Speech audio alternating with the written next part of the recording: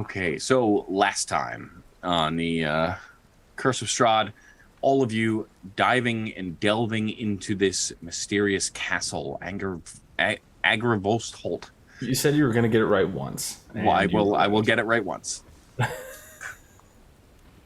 Looming above the hills, somewhere south of Vallaki, this ancient fortress, the Order of the Silver Dragon. This mysterious group of holy knights that had once inhabited this now cursed land, that had fought against Strahd prior to his uprising. Venturing in, you stumbled through dusty, broken halls, exploring, running into an odd individual who had managed to hide out here.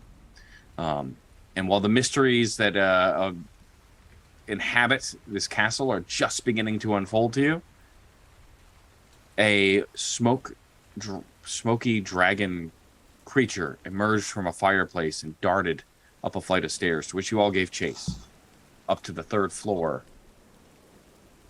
of this keep. So as you all race up the stairs after this creature, that is where we will pick up.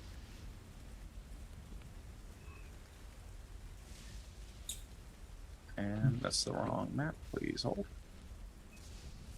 Thank you for contacting TNT support. Please hold. Shut up. All right. Ooh, it's tight in here. Durango's at your looty. You just happy to see me. Yeah, it's this winding staircase that leads you up to this third floor. You see this big curtain in front of you as that dust creature just puffs through it. The top of the staircase. Tins is going to push through it. He was leading the charge in the first place. Okay. All right. Hello? Hello? You can see it take off down the hallway and turn right, directly over this rubble that has begun to pile up on the floor. They're just going to keep hauling. You can see now as you enter in, this ceiling collapsed. The roof over this part of the mansion completely destroyed, creating this 20-foot diameter gaping hole. Broken rafters bisecting it, dark storm clouds rolling across the sky overhead. The floor itself is piled with rocks, broken tiles, shattered beams, debris, just littering it. And beneath the rubble, this sagging floor and puddles of rainwater just building and pooling up. But you Watch your step. You see that that creature take a right-hand turn and swoop into this larger room. I'm going to check something. Still got shape water up. I'm going to start, freezing it on the ground, the puddles. So that way it doesn't give way as easily, or it'll give way and tell me where I can and can't step. Okay. Yeah, the floor seems pretty intact, despite the fact that the rainwater has worn a lot of it away. Nothing seems treacherous. The water just freezes and turns to ice. Okay. And you said it's going back this way? Yep. Yep, he's going to step around the corner. Just look. Okay. Don't slow down, mate. Chase you out through the ruins. What else is new? Yeah. You watch that draconic form, that wormling made of dust and smoke, just begin to fly and circle around before it lands and perches itself on top of a similarly adorned throne. It is facing outward. The west wall of this 50-foot long, 30-foot wide audience hall that you're standing in has completely crumbled. This gaping hole that you are standing at now, just a pile of rubble. But along the walls now, you can see weapons and shields that once hung have fallen to the floor as well, succumbed to rust and age, time. And you said it just alighted onto that throne in the middle of the room, or did it disappear? Yeah, you can see this large wooden throne that's resembles a dragon with unfolded wings, faces 3 tall windows that look outward into the courtyard. You can see that as that smoky dragon just lands, and then as it lands, it just kind of dissipates and into the wind. But in the throne, you see a slumped figure. You can just see the arm over the edge from where you're sitting. Hello? Shield and spear go up immediately. Hello? Can we stop yelling? Didn't we almost already get somebody's throat sliced because of that? And then This Ash will voice- start covering this hall. Yeah, echoes out through the audience chamber. If you have come to destroy me, know this. I perished defending this land from evil over 4 centuries ago. And because of that failure, I am forever doomed. You can destroy this body, but my spirit will find a new corpse to inhabit, and I will hunt you down. You Oh, I'm cannot not- free me from my damnation, nor would I wish it. And the figure stands now and turns. You can see this gaunt, armored. The armor is very reminiscent, but even more elaborate than the revenants downstairs. A gauntleted hand wrapping around the hilt of this great sword that he just tightens and grips now with both hands in front of him. Over 400 years ago. My friend, I would not have thought you a year over 200.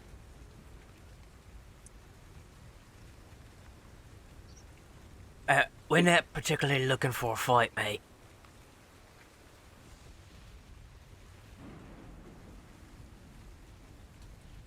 He slumps back down into the chair again, that great sword just kind of clattering against his lap as he does, facing the windows. And this is gonna like cautiously start tiptoeing forward. Then what have you come for? Well, I was just following that little dust dragon friend thing. That is to you. Looters, perhaps? If it's not being used, sure, but we're not actually like actively looting things, you know. Actually, the truth of it is, we were sort of sitting here. We saw what I would assume to be one of your men, walking the roads.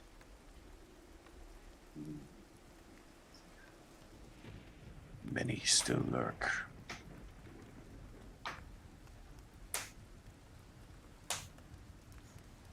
What is your purpose? What is it you search for? He kind of looks over at Cole, cocks his eyebrow a bit, and that telepathic message comes to him of just, they're telling that we're gonna kill Strahd. Cole just looks over and doesn't respond telepathically, just nods. Well, first off, what kind of evil were you trying to push out of this land again? You weren't really clear. There is a creature here that feasts on the blood of the innocent. Ah, But know this. There is no monster I hate more than Strahd von Zarevich. He who slew Argid Vostholt broke the life of the knight I loved and destroyed the valiant order to which I devoted my entire life. But Strahd has already died once. He cannot be allowed to die again. Instead, he is meant to suffer, as I have, eternally in the hell of his own creation, from which he can never escape. Whatever can be done to bring him misery and unrest, that is what I will do. But if you mean to kill this monster, then I will destroy you. His torment will not end. Yeah, I don't think he's being tormented. See, the problem with that, mate, is while he still lives, a lot of other people suffer. You're damning them too. Well, there's also the fact that you just said that he's died before. How many times has he died? Just once? Killed by arrows in his own castle. It was then that he arose as that creature that he is now. It is then that Barovia became this cursed place. These people that you see, husks, shells, most of them. No one suffers here but Strahd and those of us that keep him.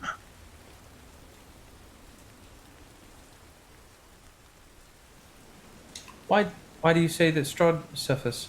How does he suffer? Because he seems like he's having quite the good time. Perhaps playing with his new toys now and again, but eternally the one thing he longs for is ripped from him over and over again. Ah, Titania. You have not begun to understand his suffering. From your perspective, he's a lord, a ruler, dominant. But from ours, this is a cage from which he can never escape. Wait, are you saying you're the one that's keeping everything here? Like keeping things from leaving this plane? You take me for some sort of god. I am just a warden. Then mate, I don't... All due respect, warrior to another, you're not making any bloody sense.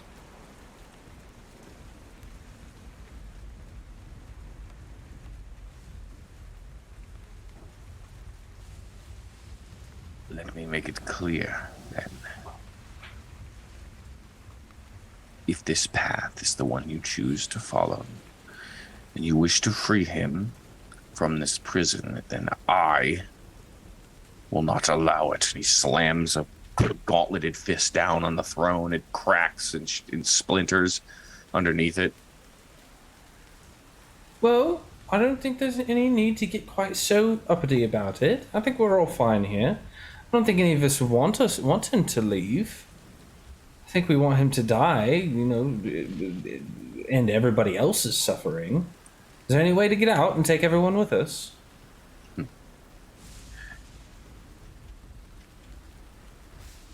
If there is a way out, I have never searched for it. For this is the penance. Mine for my failure, and his for his cowardice.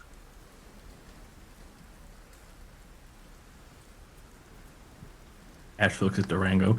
Is this what I sound like all the time?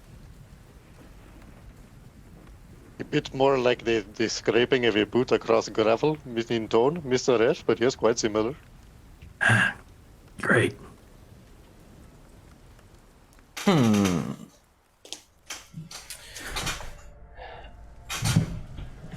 So, to be clear, you're not interested in the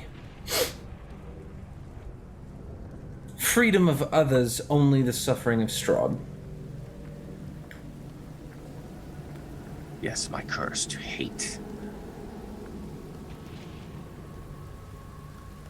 Now be gone from here. Yes, my patience wane. Well, you were talking about looting. Is there anything here that can help us fuck with Strahd? You said you wanted to suffer.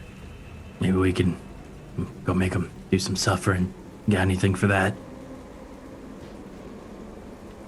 Make a persuasion check. Okay. Persuasion check. I really don't want to fight this guy. 24. I don't either.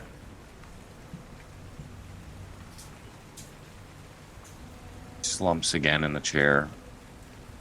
Once Arkenforstholt shone like a brilliant light in this land, he was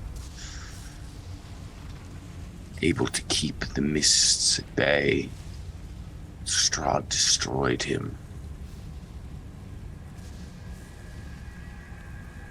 So no, your only hope lay dead, the remnants of which lie entombed in a small mausoleum in the back.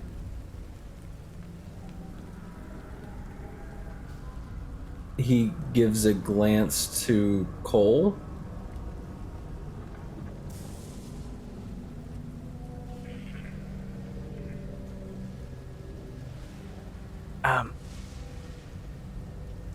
Mate, I'm trying really hard here.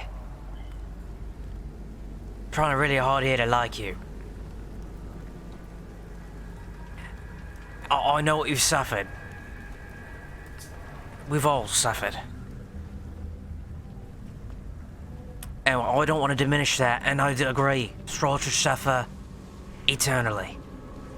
He took my horse. Took his horse.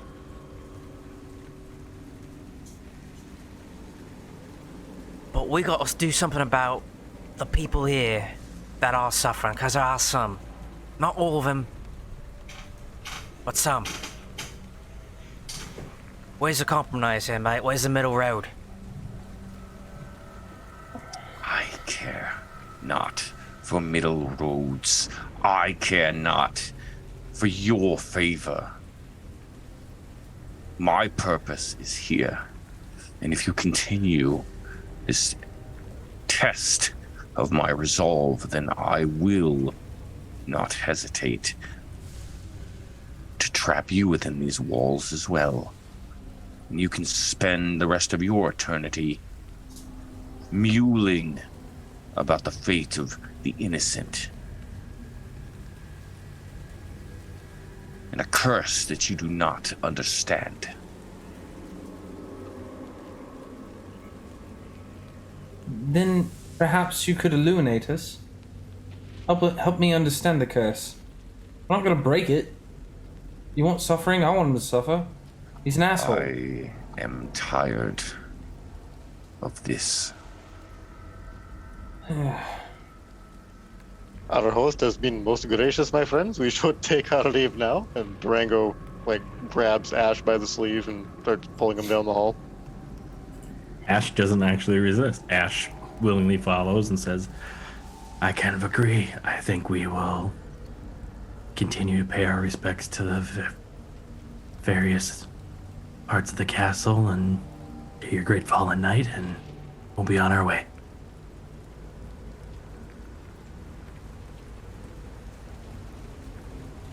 As he does, he's giving like that look to Cole, and Ten's emphasizing the visiting the fallen knight that the guy mentioned. All right, mate. Well, we'll take our leave.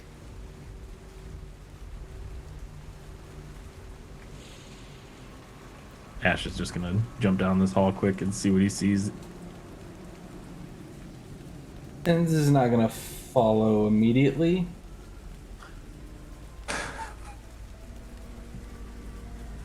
You're muted somewhere. Yeah, I know. So that hallway, as you walk down it, you can see straight out into the valley beyond, the mountains and the trees, just a broken floor. On either side, another curtain and a stairwell, sort of mirroring the side that you just came down.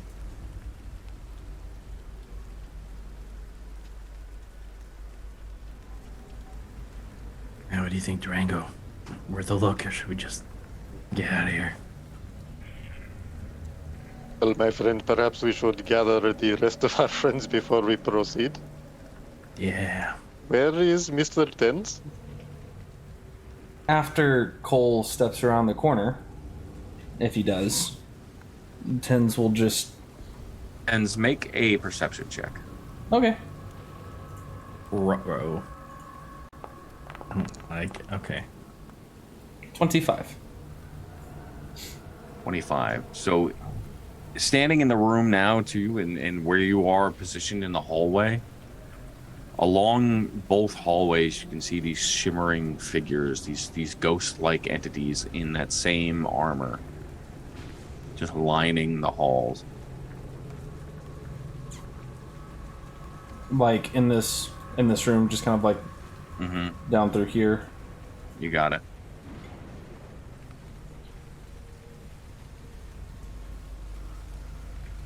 It fades in and out of view as these ghost-like knights just stand at attention.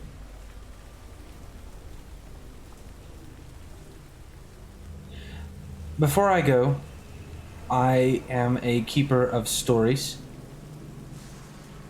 Can I have your name?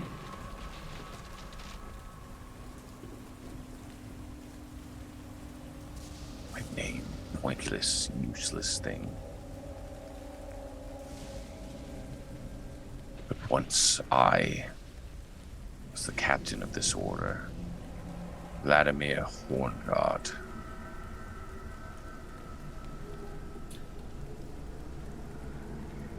I will leave you to your brooding. Good luck. And he, like, gives a slight bow and glances over at those that are at attention before, like, backing out backwards in that bow. Swinging up.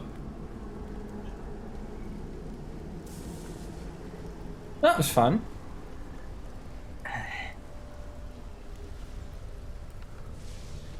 What's your next? Oh no, mate. Let's, we'll talk about this a bit later.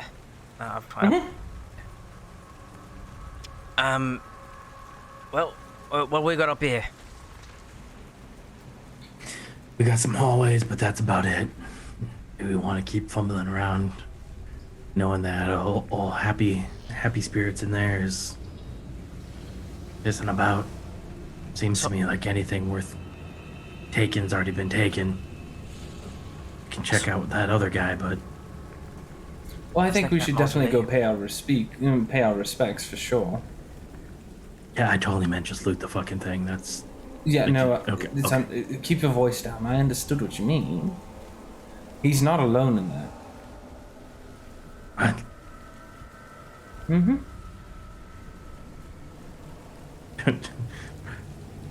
Ash looks up at the ceiling.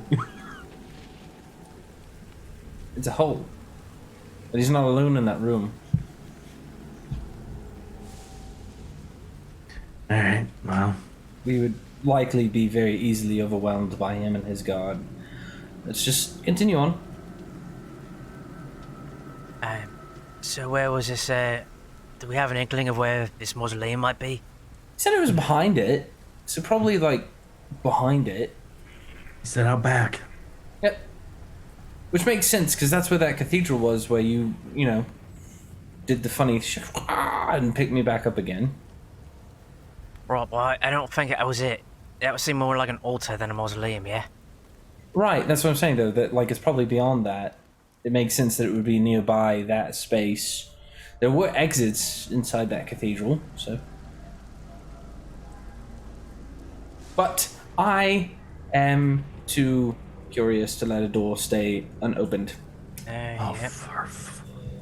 And he's gonna go check out this door down here.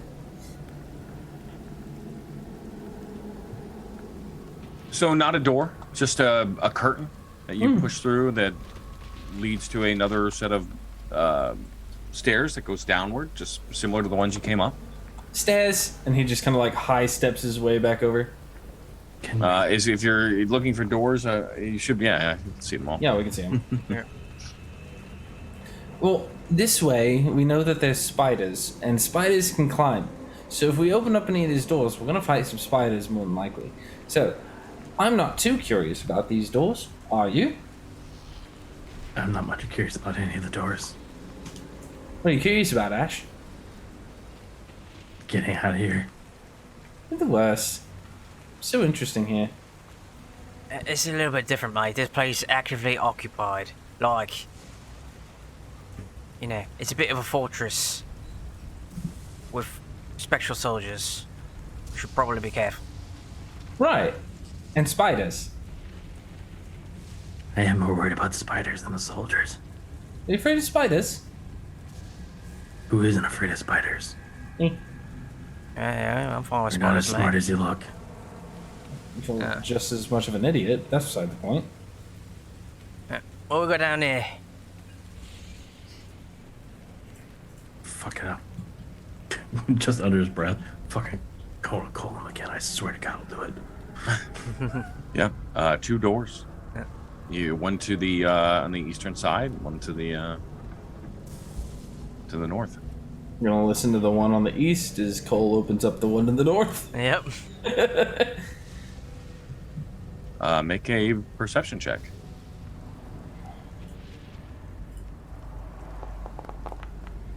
$24. All you hear is the sound of rain. You need a patter on whatever glass windows remain and on the roof above, dripping from the giant hole in the floor. He's gonna open up the door. Hey, look, more stairs. I'm really good at finding stairs. Yeah, these ones go up. Oh. These ones go up. Do we go up? Before we do, I'm just gonna peek in this back room, just a little. Sure. So this room is dark wood paneling on the walls that rises to a height of about 3 feet. Above the paneling, the walls are painted with murals of religious figures, similar to some of the other stained glass stuff you'd seen throughout the cathedral, or fortress, whatever you want to call it. In the center of the west wall is a tattered curtain hanging in an open doorway. 3 tall, slender stained glass windows set into the opposite wall depict figures in white robes with orange sunrises behind their heads. You can tell looking out those windows, it leads down into that cathedral area. You can see the mist covering the whatever you can see out of them. Out of those windows, can I see any sort of like mausoleum in the back of the structure? Not from there, no. Okay.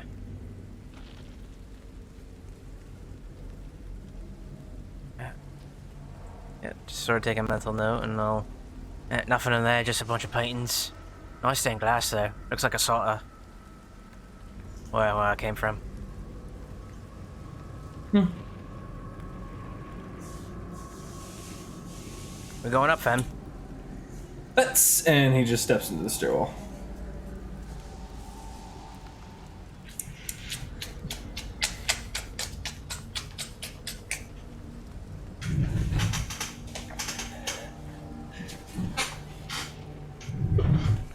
Hello, ghosty spectral things. We're coming up. Yeah, just enhance our presence. They don't teach you much about the element of surprise. You're nature. Things are sneaking up on things all the time. You don't know how to be quiet. Sometimes it depends on the mood.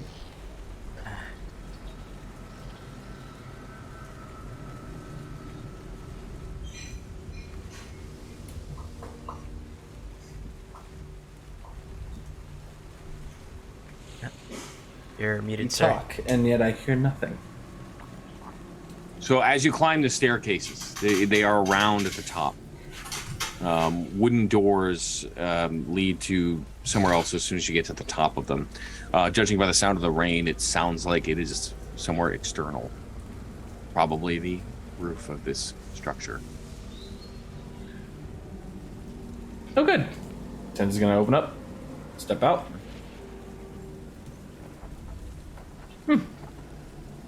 He's gonna like carefully make his way over to the edge and just kind of peek over. That's Yeah, you can oh. see that. Yeah, that 20-foot hole just stretching downwards through the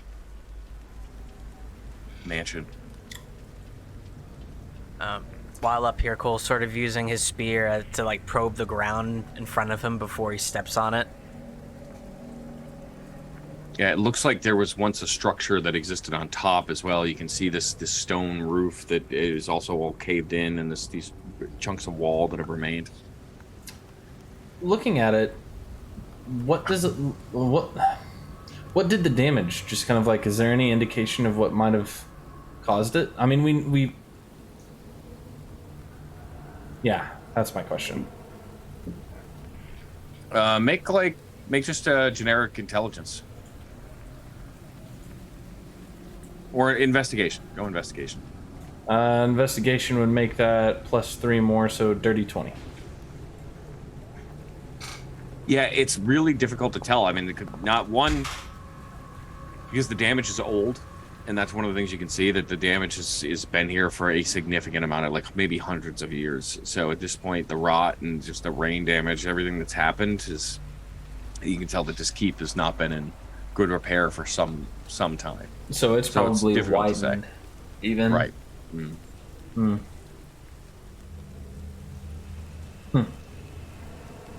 Interesting.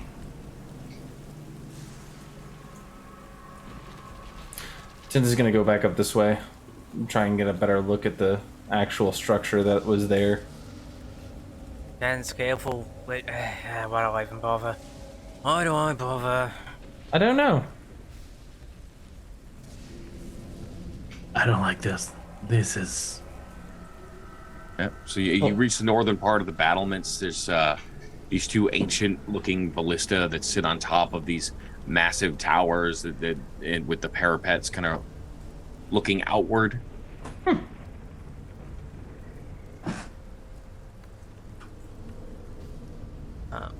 Cole's not gonna quite go all the way, but he's going to look to the sort of the right over here, this sort of keep-like structure. Yeah. So why don't we do this just so I can stop? So there are two different things happening, right? One, Cole, as you approach, the parapet narrows to the width of maybe 10 feet, ending before a sturdy wooden door set into this wall of this eastern tower. Somewhere up above you, you can see these spectral figures in these two parapets that line this wall of this tower, with arrows and bows drawn, standing guard over the door. They are up high, but you can see that they are trained right to you.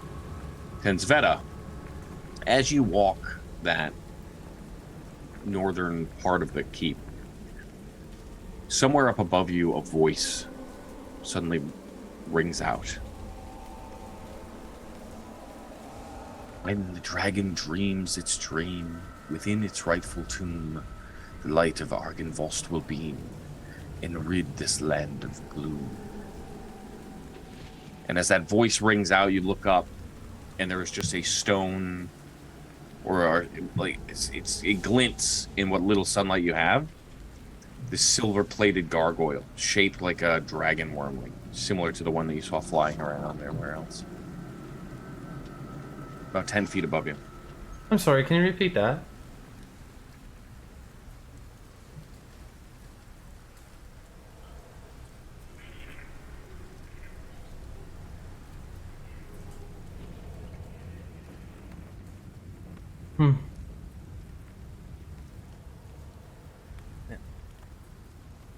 By the way, Cole noticing the all the archers trained on him, he will back away from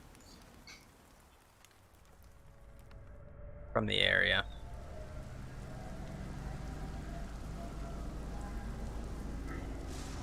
Not trying to have any trouble, mates. Job, whatever you're Gordon, you're doing excellent.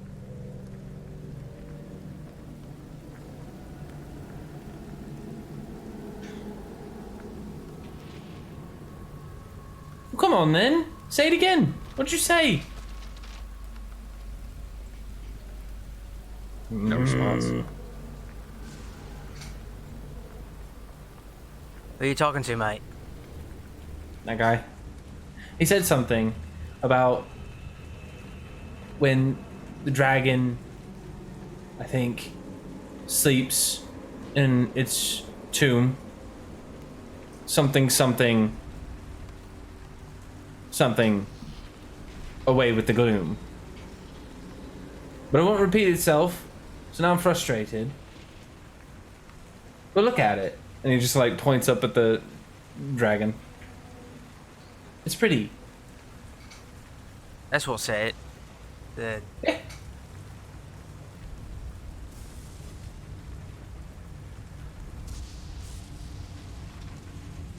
So as all of you, as Cole, as you now walk in front of it, like underneath it, the voice triggers again. Yeah. When the dragon dreams its dream, within its rightful tomb, the light of Argynfost will beam and rid the land of gloom. See? I'm not crazy. It's just fuckery. mate, does it say we can get rid of the fog? It does Think have the so. sound of a riddle, does it not? If it were me, it sounds like there's the bones of dragons somewheres around here. We've got to bury him and put him in the rightful place. And then Argynfost, which is the dragon, right? Yes, we'll do something and dissipate the fog. Beam. Get rid of the gloom. However, our friend downstairs, Vladimir, will probably be fairly upset about that. I don't know, mate. It's not killing Strahd, it's still annoying him. Said to get rid of the gloom. He is like the main source of the gloom, right? He said the only thing he cares about is Strahd's suffering. Sure. So if we start poking at him and we get rid of this shroud that's benefiting him, it's not killing him and he's suffering. Yeah, but this... The sun comes back out, he's suffering. Come on, mate. It's an easy one. If he's like the ones that we fought in that coffin maker's shop, it's not just suffering, it's straight up murder. Something tells me he might be a bit more resistant. Brilliant. Well, we read the notes, right, in the Amber Temple saying that like sun was sort of bothered him, but it wasn't that big of a deal, right? Am I making that up? I think we... Tins would remember, but Chuck doesn't, so I'm gonna say yes.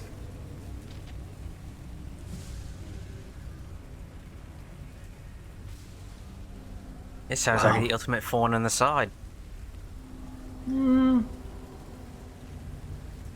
Where's this dragon and where's this tomb? We got Out back. My Well- friends, this has the sound of a riddle. I doubt it means a literal dragon. Can you imagine moving the bones of such a beast? Hmm? Yes. Perhaps this is a title. Perhaps this is a person. Hmm? When the No, dragon dreams its he's dream, got a point. Dragon. riddles ain't my specialty, mate. It just sounds like we're gonna put some bones somewhere so the dragon Eh? can sleep. And if I had any money on it, I'd say it's probably something to do with that over there. And I point to the keep on the back, the very heavily guarded keep. Is there any way... Okay, so DM, can I see inside of that keep in any angle, any direction whatsoever? That tower, no. And the tower, you can say it actually sits like above the cathedral, where that cathedral would be, but not really. The parapets that line the top are maybe 20 feet up, and the windows to see through them are just dark within. It's difficult from your angle to see anything. I will give you this: as all of you walked past, there is a structure as well on the back of the building. And if you look down the side of the back, you can see a graveyard, and in the back of it, a large stone mausoleum with several of those dragons sitting perched on the top of it. Did you try talking to them to see what they're guarding? No, mate. As soon as I Let's walked go up, talk to them. mate, they got arrows. Hey, Hey! Ghosties! I'm just gonna let them be a pincushion. I'm done.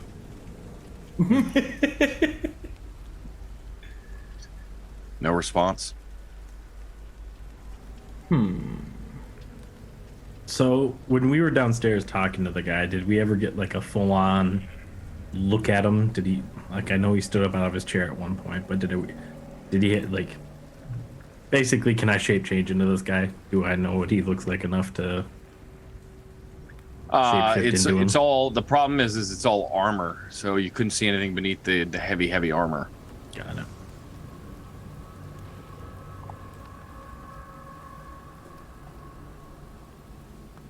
It's not a bad idea though. But it would take until I could do something about that tomorrow.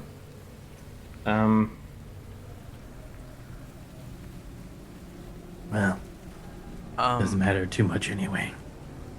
Don't know what the guy looks like.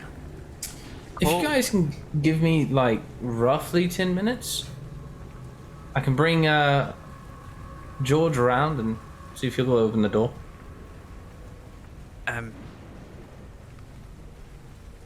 Yeah, but maybe bring George in this little tower over here or whatever. Yeah, Probably I'm not. not stupid. Don't do it in front of them. Just gonna throwing it out there. Throwing it out there. While Tens is setting that up, just as a quick, he's gonna keep his distance a little bit, knowing the arrows are there, and he's just gonna shout up to the tower. I come in the name of Lyfander. I request entrance into this tower. Will you let me pass?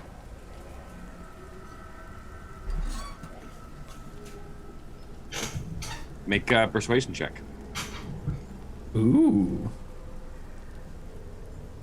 Was not expecting that roll to be requested.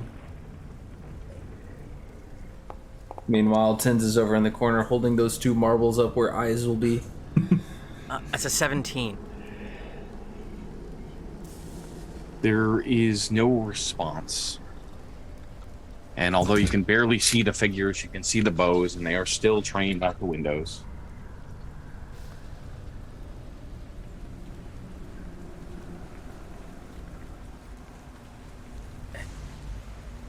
Alright, ain't seen to do nothing, mates. He'll back off.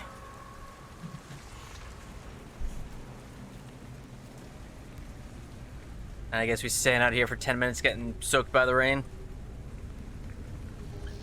Yeah, as you wait the time it takes for Tensveta to use perform his ritual to summon Unseen servant. his unseen servant. Ash will duck into this little tower here, leave the door open. A, to be out of the rain.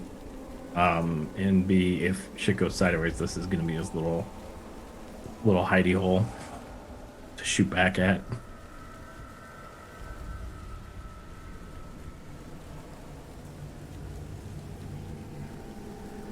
Everybody needs a hidey hole.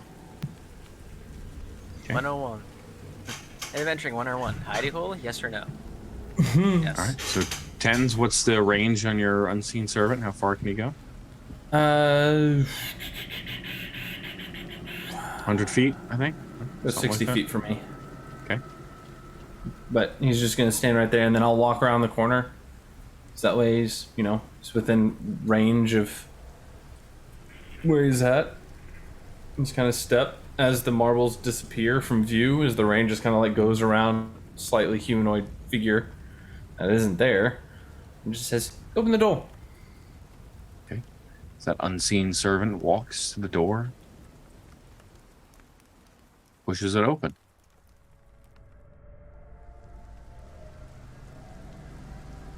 I don't see spectral arrows flying or anything. Right, now then. Beautiful. Hey, Cole, come here. I know what he's gonna do. Hold on. I go. Hold on.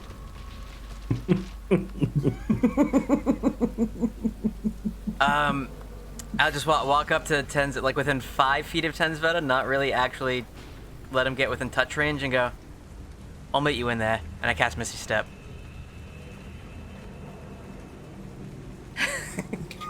Oh! Well then. Ash. What? Here. It's raining. I said come here. Oh, yes. Oh, lordy lord. Whack! And I'm gonna smack him in the face and use face step to send him in.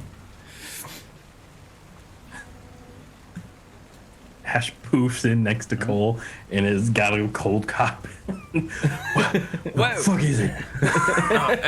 Mate, hey, chill. Easy. Tens just waves with that hand opened out there. The sound of Tenzveta smacking Ash like punctuates the end of Durango's song, and that Durango's gone. Just disappeared. Okay. Well. Looks up at the ghosts.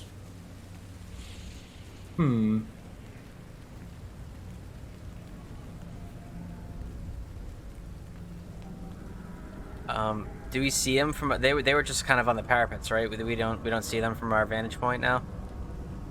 Correct. Okay.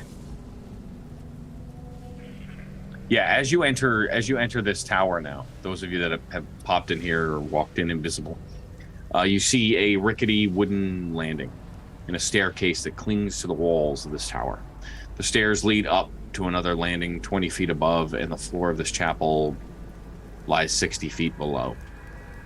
You can see straight down into. This is the weirdest castle design I've ever seen. At all times, the architects are just showing off. Is this an ascending or descending set of stairs? Up, ascending. Okay. No way out but up. Tens is gonna wait until they're out of view.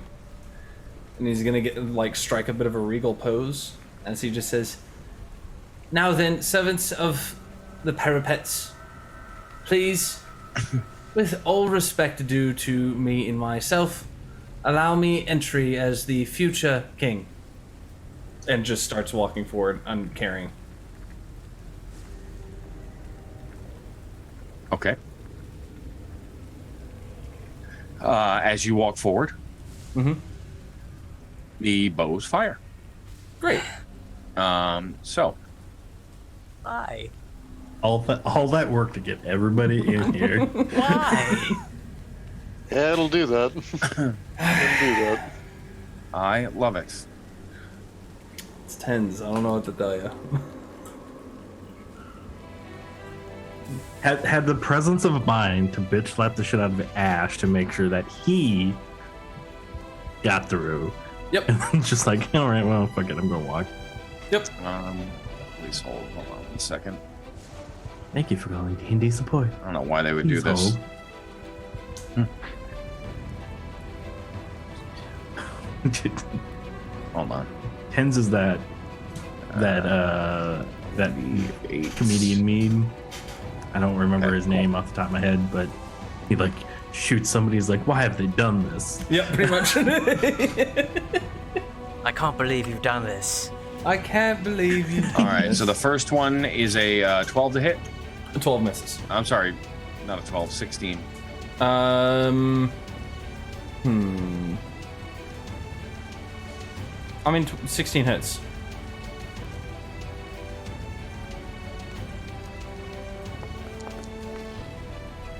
As this first, almost like luminescent arrow of energy just fires as the first one hits and slams, and you can feel yourself get pushed back a little bit as it slams into you. You take 7 points of force damage. I will uncanny dodge it to cut it down to 4 or 3.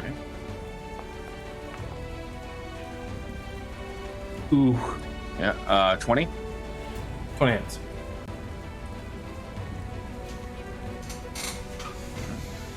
At least you're on brand.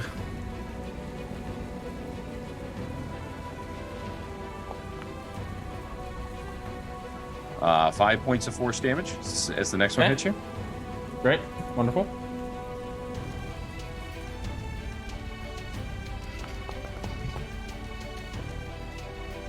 That's a 10. That misses, right? Misses. Yep. Jesus, how many warriors are there? And another 20. 20 hits. For another 6 points of force damage. Great. Okay.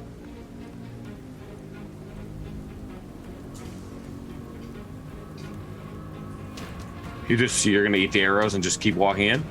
Tens Okay. will, he's gonna blade song and then dash his way forward. Okay. You enter the building. You don't see anything. You see that that rickety wooden staircase kind of leading up. You see Cole beginning to climb it. All of you hear the twangs. You hear those force arrows fly through the air and intact, and then Tensveta just walk through the door. Are you serious? What? Ash just walks over and bitch slaps him back. And at that point, let's just go ahead and have everybody make. All right, we're going to do everybody in initiative order. Oh no. You. That's an icky initiative roll.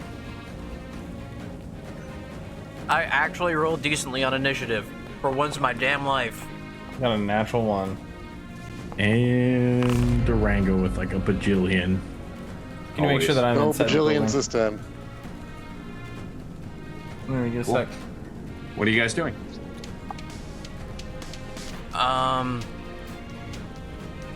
I'm sort of trying to remember what they taught me in my training, and shield forward and giving a very little minimal window for an arrow attack from above with my shield kind of up at an upward angle as I scale the stairs.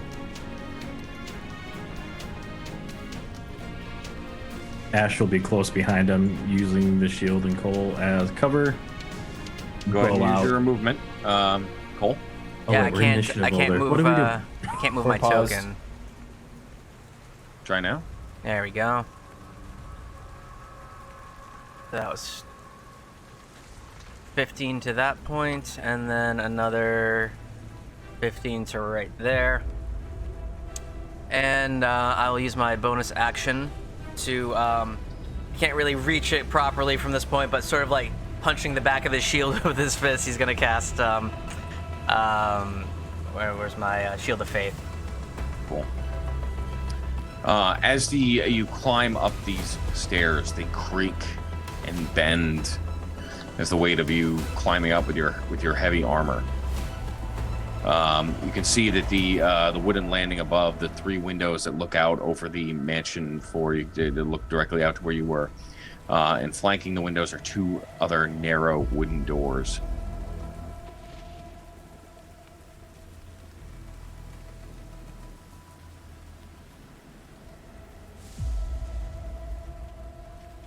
Cool. All right. And that brings us to Durango. Durango, still invisible, follows along behind Cole, just walking quite casually, actually. Not that anyone can see. It's my turn. Okay. Back to you, Cole. Passing through one of the doors, you see this figure, not even open it, just walk through this spectral form. You can see the longbow still in hand. It puts it on its back as it sees you, draws a long sword, and rushes forward. Oh, come get it.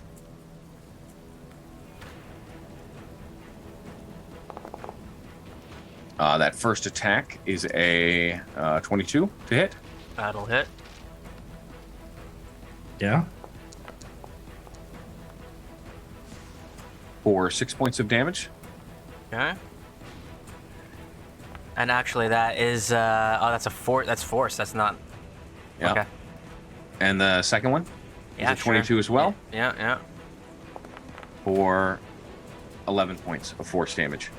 Yeah, as these spectral blades just almost pass through, it's hard to even block them because it's the form itself is incorporeal, and it just kind of passes through your defenses, and you feel it just this wave of impact. It doesn't slash through you; it just kind of like passes through you, and as it does, just you can feel the force of it.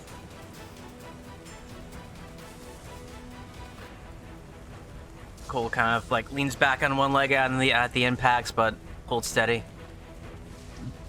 Ash. Yeah, following suit, not realizing Durango's in front of him. Ash is gonna start pieing the staircase and will move into a wall apparently. So that's 10, 15. I think I can get here. And can I see this guy at the top of the stairs fighting with Cole? You do. The spectral form, yeah. Ash will, taking a page out of the good old Durango Fortescue handbook, start blasting. And from his bow, you see that silky smoke come out, and 21 to hit on Eldritch Blast. Yeah, 21 hits. For a whopping 1 force damage. And then follow up with that second blast for an 11. An 11 misses. So tough to see. Tough to get a good look because the warrior's sort of flicking in and out of your vision, right? You just a spectral form and fighting in that space with Cole. So it's tough to get a beat on him. The first one, you think just barely skims it. The second one passes well over it. It slams into the wall. A bit of a brick and stone and woods kind of splinter off as the entire tower shakes a little bit.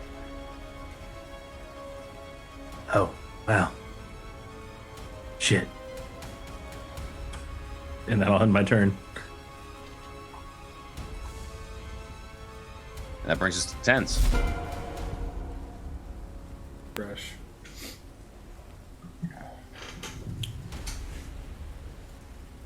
I mean, at the end of the day, if let's see, there's someone within 5 feet, right? Let's see. So he's gonna push in. Can he see them from where he's at down here?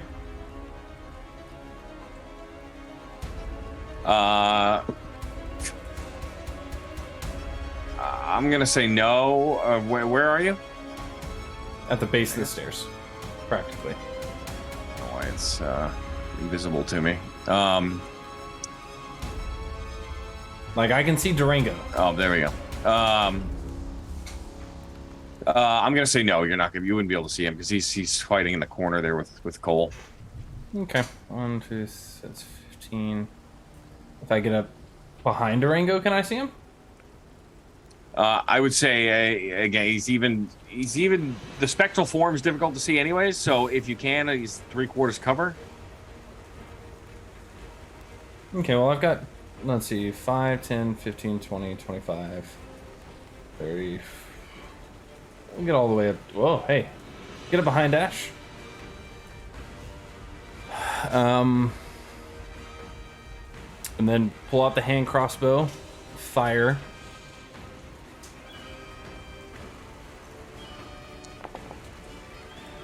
Probably miss with a 12.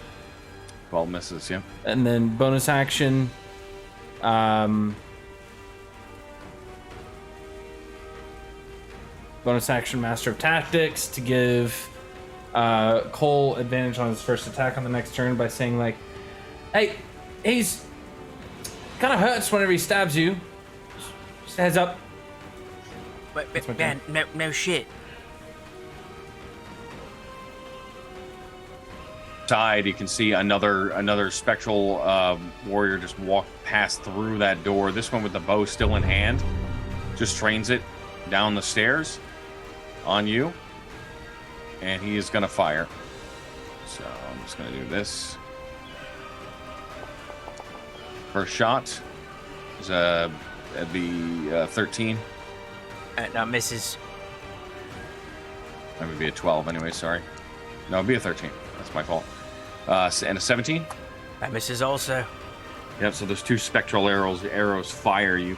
You try to block them with your shield, but they end up just passing through. But as they pass through the shield, they land at your feet and just continue to pass through the tower. So you can kind of feel that cold energy as it passes by you, but they don't hit you. Cole, you're up. Alright. You just made a stupid damn mistake, and I'm just gonna reel back and kind of using some of the energy from moving up the stairs and He's got the high ground. oh, he's got the high ground. I've got a long weapon, and I come up underneath. Estimate And my advantage. Yep. Blood spear. There we I'm go. down for that advantage. That's a 24 to hit. 24 hits, yeah. Oh yeah, eat it. That's 11 points of piercing. And I'll take my second attack against him. And find and purchase. So again, he's going to winch towards that area, and as he winches down, I'll try to find a separate point of entry closer to the shoulder this time. It's 19 on the dice for 28 to hit. 28 hits.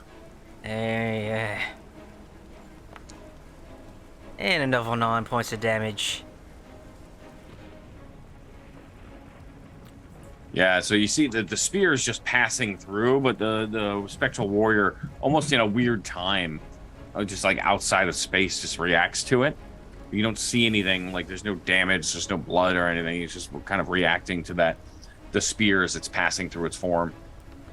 And noticing that, I'm gonna reel back the spear one more time and using my Polearm Master bonus action to hit him again with the opposite end. So I pull back, spin it around, and try to knock him on the head.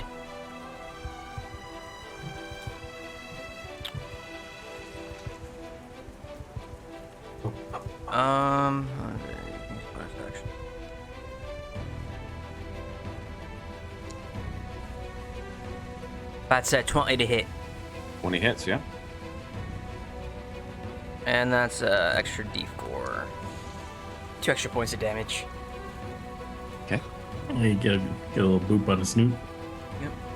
Doesn't that include your strength modifier? The weapon damage for this attack is a D4, and the attack deals bludgeon damage. So no strength modifier, just a D4. It looks like.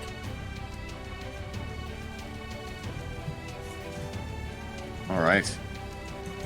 Durango.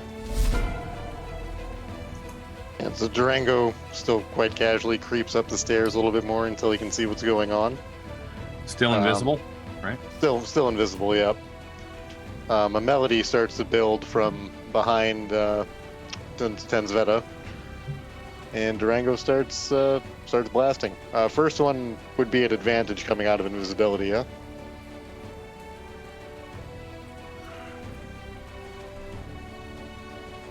Two DMs there. One of them's no. got to know better than I do. I don't think so. I don't think you get anything. Surprise is like a condition, so. But if he's invisible, they have the blinded condition unless they have blind sight or tremor sense. And Polearm Master does add strength mod Oh, to damage. okay. So then that was a +4 to that, so 6 points of damage. It is a curious DM conundrum. It's 14 hit on the first one. Yeah. But, yeah, so, and again, the invisibility ends the second you cast a spell. So the second you begin to cast a loot, the invisibility ends, so you don't get any, you get nothing. Good day, You sir. lose. Good day, sir. It's 14 You miss. drink the fizzy lifting drink. A 14 misses. And attack the second. is 16 to hit. 16 just hits. Excellent. Oh God. For a whopping 5 force damage. Okay, so Bonus action. similar to Ash's blast. As those balls of force just fire out of the loot. The first one passes through. You can see the creature react to it. The second one, the first one, I'm sorry, slams into the wall, and the whole tower shakes again. Bits of that the wooden landing and the stairs start to crumble, and dust kind of sprays down the tower. That's my turn. I'm done rolling dice. This isn't going well. Somebody else do it. All right. This warrior will attack you with his longsword again. Cole? Bring it. He brought it. It's a Yeah, he 22. did. Yeah, sure, whatever. That's his third 22 in a row. For 11 points of force damage. Jesus, yeah. The next one is a Ooh. natural 20 for 25. Yeah, fuck. This is why I gotta play monsters. I can't play humanoid. I can't play player races in any game because I can't. I crit on you guys more than I ever crit with any of my players, unless it's Carl. Unless it's Carl.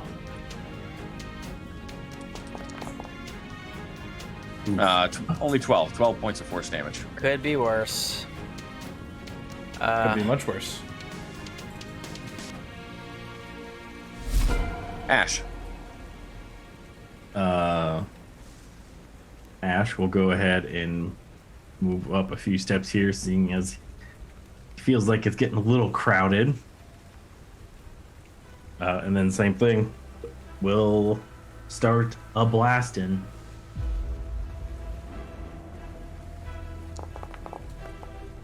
For 24. D4. For 2 points of force 24 damage. hits. Yep. Okay. Yeah, the first Four. blast passes through. It seems to affect it a little bit. That incorporeal form. 15. Second one misses. Yep. Again, everything rattles and shakes. This time, like a part of a stair behind you just like cracks, splinters. This is bullshit. I hate ghosts.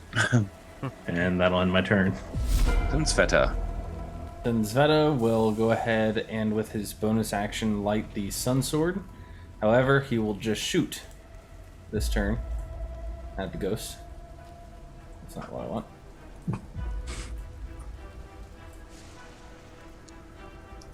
And miss with a 9. Ash just looks back at Durango. You talked me into this. That's the turn. You know, you can still fire your bow. I know. Durango. It's a No, tactical not decision Durango. at Sorry. this moment. This one here, who is going to fire arrows at Cole. You know, Yep. you're in the lead. That's what he does. Yep. Uh, Sir Sponge Mavvin. yeah. Thank you, Lady Let's say 17. Misses. That is a 25. I'm taking your license, man. I don't. Your dice license. Need you to rebalance your digital dice. That's a 5 to hit. 5 points of force damage. I'm sorry. Okay. And every time he gets hit with these force, you kind of see that back foot kind of dig into the stair a little more, and dust kind Yeah, of and kicking it up. just groans and creaks and cracks. Yeah, love it. Don't like that. Cole.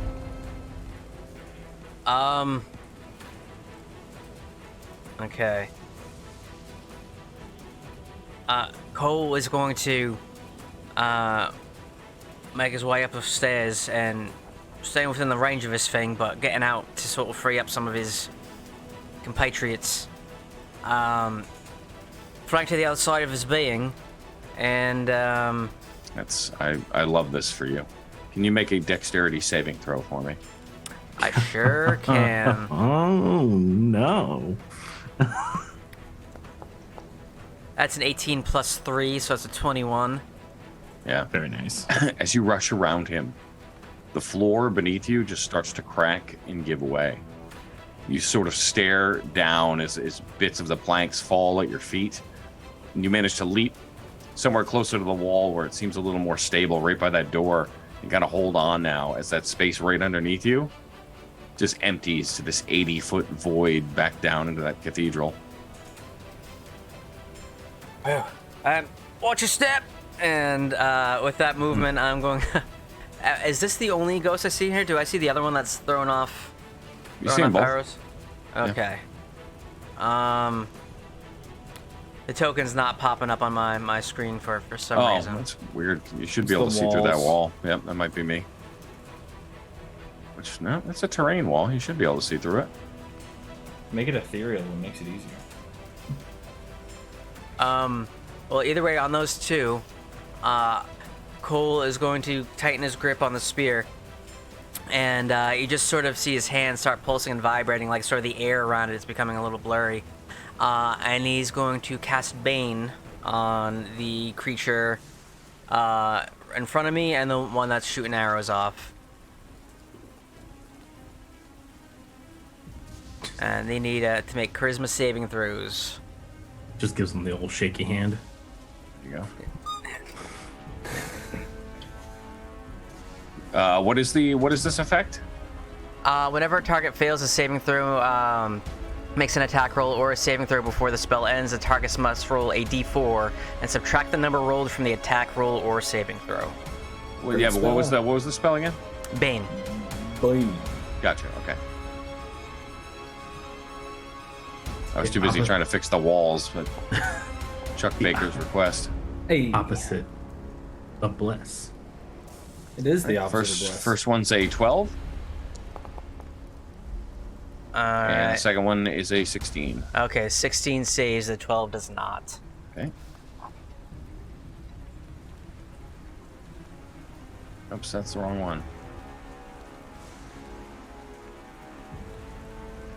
All right, is that end your turn? That ends my turn. All right. Brings us to Durango. Yeah, Durango launches into a riff. It just starts going faster and faster and faster until he's playing with unnatural speed. Yellow light starts to build at the headstock of his mandolin, and it leaps off towards the nearest specter as he casts Relthim's Psychic Lance. That's an intelligence save.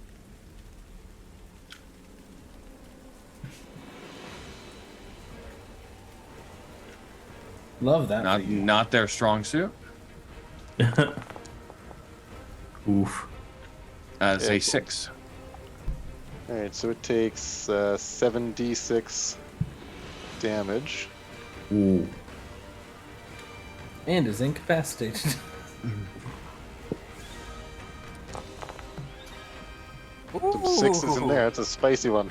Or just Yeah, murdered. That was Yeah, you actually, as that psychic lance just pierces through, you can see the specter just shriek silently in pain as it drops. The spectral sword just evaporates in its space.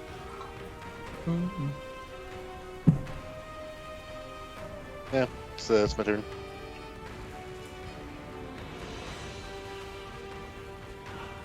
Ash. Ash will move up to the edge of the hole here. All right, going back to the old standby, and we are gonna go ahead and make 2 bow attacks on that other one for a 13. 13 misses. For a 23. A 23 hits. There we go. Old standby. Oh, you forget it. You forget. The old standby sucks. The old standby sucks. At everything. 5 points of damage. And yeah, you watch that arrow passes through, and as the arrow passes through, it reacts a little bit. A little bit. No, I will not be defeated like this. Not my pride. And I will action surge. Eldritch Blast. Oh, you think you Net. Yeah, don't worry about that. That was a misclick. 22 22 hits? for 10 points of damage. Hey. Okay. 13. Hey, you got an attack 13 action misses. worth of hits. Yeah. Good job. And that'll end my turn. I love making you guys blow your cooldowns on mobs. What's this? Jesus.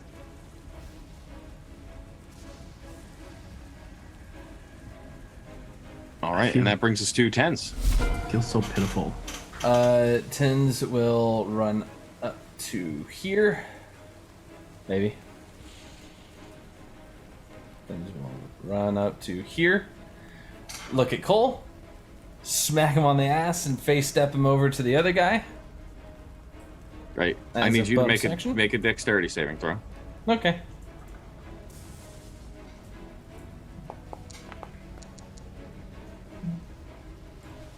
What? Where's that negative 100 coming from? I don't know, but I got a 14 on the die plus. Coincidentally, 6, so it is 20. 80. It's 80 feet. So, yeah, no, that's a 6. That's a dirty 20. What did you do? Why is I don't know. I just hit dexterity saving throw. Let's see if it does it again. I don't understand why it's doing it. I don't know. There's no I love that for you though. right. Okay, yeah. So yeah, as you step up there and go, the floor again creaks and breaks underneath you. You can see where your foot was. Just as it starts to snap away, you manage to lift your foot up and bounce somewhere that's a little sturdier, and then you hit Cole, and he goes where? No, hey, whoops, that was not on purpose. Where are you sending him? I'm gonna set him right here on the other steps, Now I'm capable of moving my.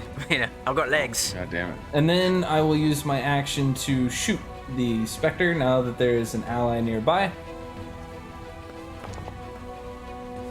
And miss with another 12. And that was only 1, 2, 3, 20 feet. I have another 20 feet. Does the floor here look like it's going to give away every single step I take?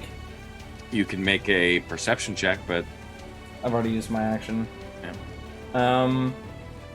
Fuck it, we ball, and I'm just going to do my best to run all the way across to here. We ball. Okay. As you step again, make a dexterity saving throw for me. That is an 11. Bye-bye. How come it didn't do negative 100 that time? I went through the DAE and got rid of paralyzed because apparently it's because I was paralyzed from the revenants last time. Oh, gotcha. Which is funny. That's how they auto fail you. I guess. I guess. Anyways, Well, 11 hold fails. on. Let me check my feature. Can I convince you that it's an acrobatics check? No. Dang. Okay. Listen, as written. Mm-hmm. On a DC 15 dexterity saving throw. I fall to the floor below. Correct.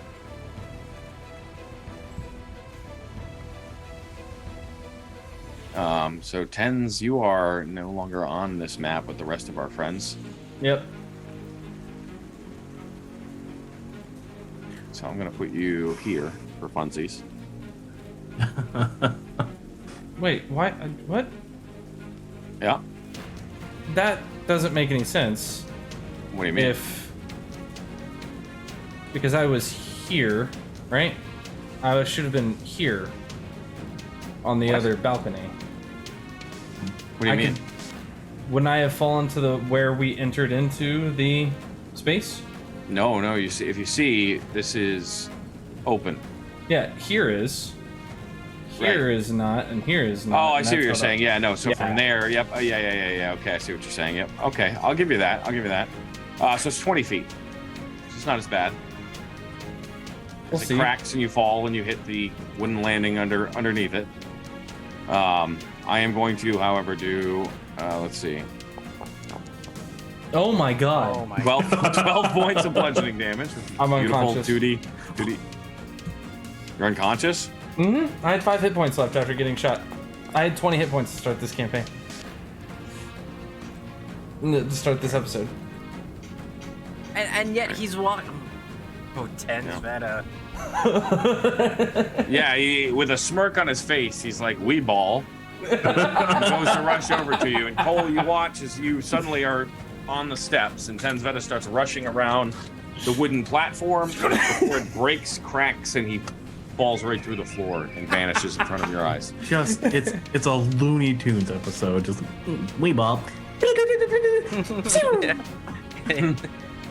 Sounds about par for the course for Tins.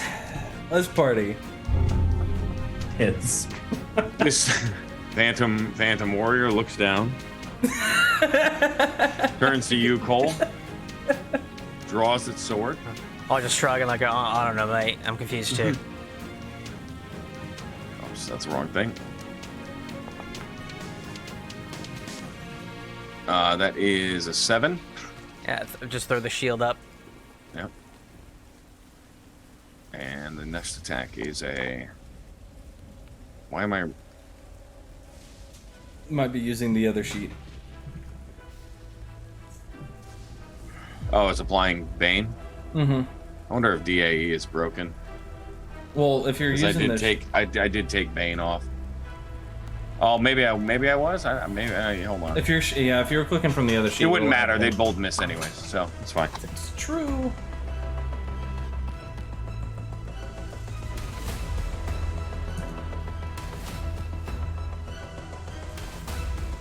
Which will bring us all the way right back around to Cole. Gathering his bearings after being just slapped and yeeted out. Fuck it, we bowl. That was the strangest like 6 seconds that he's experiencing. Quite some time. He'll just and stab.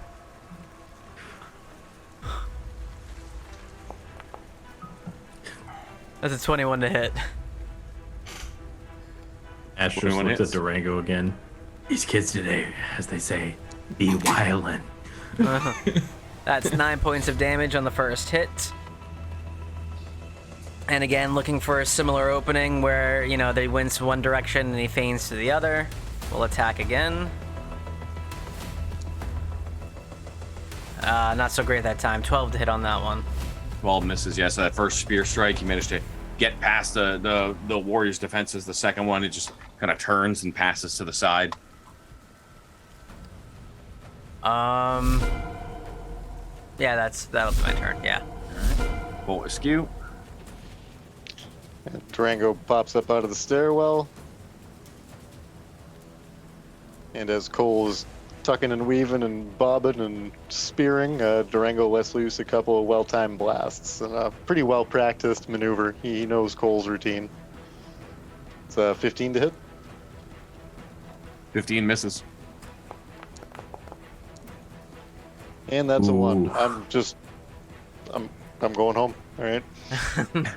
Done a good night, y'all. Yeah, as those blasts smash into the wood, and you see a bit of splinter on the railing. Just they crack, and everything shakes again, and the whole tower now kind of sways to one side as those bolts slam into the wall.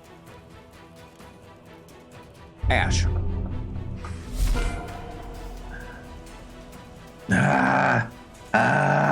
The warlocks are really struggling in this temple to Lathander. Another arrow for 16 to hit. 16 just hits. Thank gods. Maybe damage. If it was anyone else, I would have applied half cover. Okay, now I gotta remember what. I rolled arrow. I rolled arrow. Maybe that's the trick. Maybe you just gotta get rid of that longbow. Yeah. And just start throwing arrows like darts. Just throw them in. Seven. Seven? Second long Melee attack. archery. Yeah. 27 to hit. These are the special ones from Durango. 27 I imagine hits. they have grips. For 5 extra points of damage. We're getting there. Yeah, these are the Right. pulls it out. There's like a bow in it. It's a curved arrow. 10 Sveta. Death saving Fuck it, throw. Fuck it, we ball. Do you have this macro now, or Hey. That one was looking real. It wanted it. That was close. It's already in the sheet. You just click on the word death saves. I just didn't know if you had an even faster way to get there now. I don't close my sheet. All right, and with that, the warrior will take 2 strikes at you, Cole, again. The first one's an 11 to hit. Starting to get a little used to their fighting tactics, so I'm able to sort of dodge out of the way. Now you have the high ground. You're up on the stair. That one's a 10, right? Yeah. Yeah, nothing. Okay, great. Cole.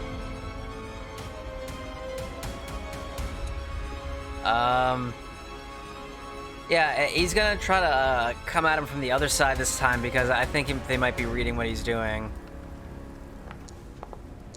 Yeah, no, that's a 13 to hit on the first strike. Nope, you can see it's a similar but older style combat form, right? So the forms are kind of matching each other, right? Whatever style you learned and the way you fight is clearly based off of how these guys fought once upon a time.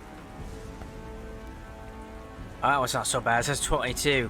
However, No. yours is newer, right? Yeah. And maybe this guy didn't learn all the tricks. You know, so talking to a dome breaker, that's 8 points of damage. And my bonus action again, this time I'm sort of trying to sweep the leg a bit with the end of the spear.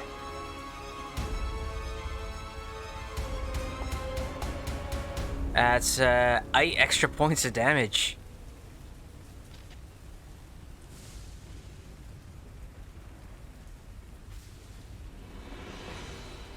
All right.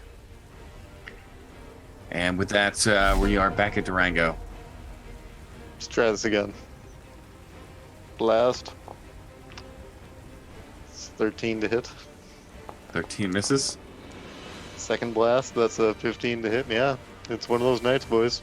Oh my god. But yeah, honestly, it's really difficult from the stair to get a good look at this warrior. Not only is he spectral in nature, but you're also beneath by quite a distance, trying to fire up into this railing, into the floor, essentially.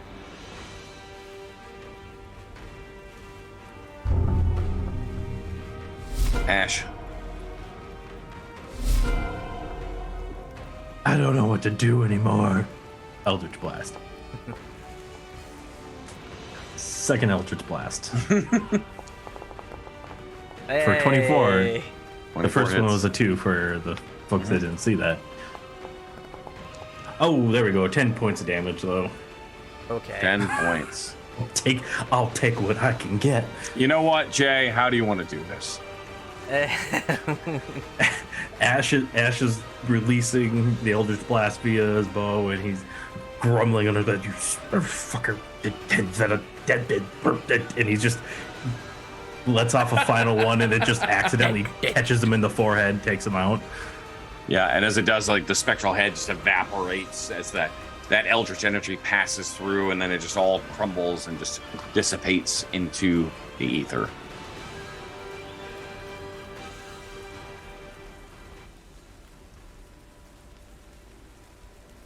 And as the rain still pings off the stone exterior of the structure, Tensveta, I need you to make another death saving throw.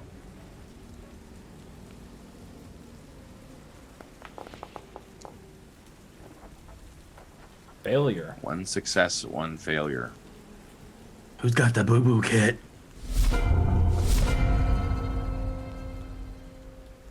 Whatever do you mean, Mr. Ash? Do we not stand victorious here? You, myself, Sir Cole? Where is the elf? He's on the floor beneath us. Yeah, you had an accident.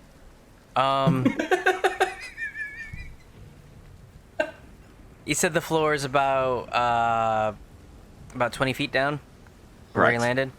Mm-hmm. And can I roughly see through the floor where he? Yeah.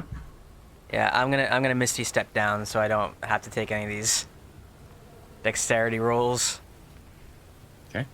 And So you yeah. just appear down on the ground next to him. Yep. And I'm like, oh, yeah, there it is. I'm tired of this. And he's yet again gonna grab him by the cuff and hold him up and let his feet just barely touch the ground. And I'm gonna give him 10 points of lay on hands. That's very generous. That is very generous. Only would have taken one. That's that divine energy fueled by rage, as his Lathanders want. Just The sun's fierce, man. just pours into it. You're not gonna tell me. He just.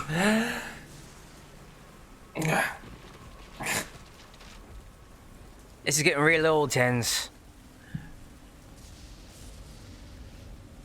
And he just lets go, and there's like an inch gap between your feet and the floor.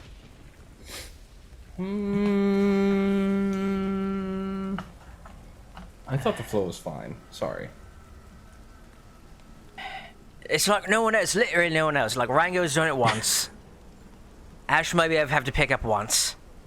Like every damn day, mate. Every damn day because you're just running forward and not paying attention to what you're doing. That's not always true. I just like deadpan stare him in the face, just like. Well, this one was an accident because of the floor. I didn't realize it was that bad. Mate, did you not see me standing on the stairs and the stairs chipping away every time I got hit? Yes. Use your damn brain. Oh, were you born with one? Yes. Actually, Use quite it. intelligent. Then use it. Like, mate. Is there a threat? Mate, you're gonna No, die because one I of these trust you to days. take care of it. Mate, I'm not. How did you ever survive without me? I don't understand. I don't get it. Like, I'm not gonna be able to do it every time. Why do you always pick me up? Because you want to his finest, and so that's what you do. So stop acting like an asshole and like you're the only person on the fucking planet, and work with us here. And he just walks away and slowly starts scaling the stairs. Carefully. Close to the wall.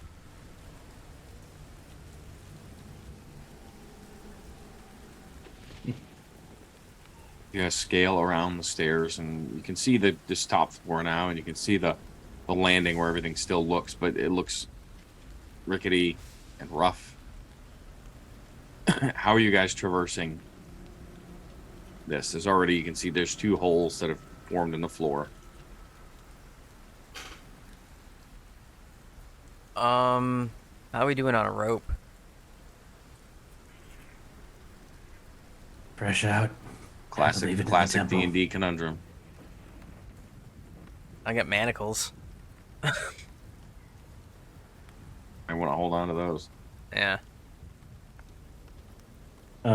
So there's just holes in the floor. The floor is not completely gone.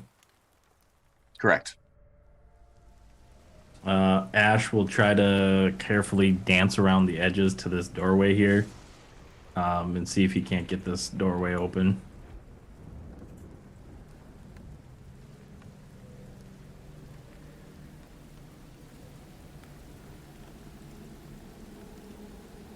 I'm guessing you're. Here's what I'll asking give you, for- just to make it easier. If you guys are approaching it carefully and not just rushing, you can figure out where the floor itself is and isn't safe to walk on. Right. So moving slowly and carefully, you can make it. Opening that door Ash, you see a similar tower to the ones you've seen many times now. It just this one seems to go all the way down, just continuing to go down multiple floors. Do I see like lights where like other entrances into the tower? Or is it just the Whatever's in the darkness beyond is all closed off. All right, I will stand in the doorway and try to help folks along. Okay. Make sure they get past this point at least without any difficulties. Will's going very slow, testing every step, poking in front of him with the spear to make sure everything's solid and not rotted out. Yeah, go ahead and move yourselves around. All right.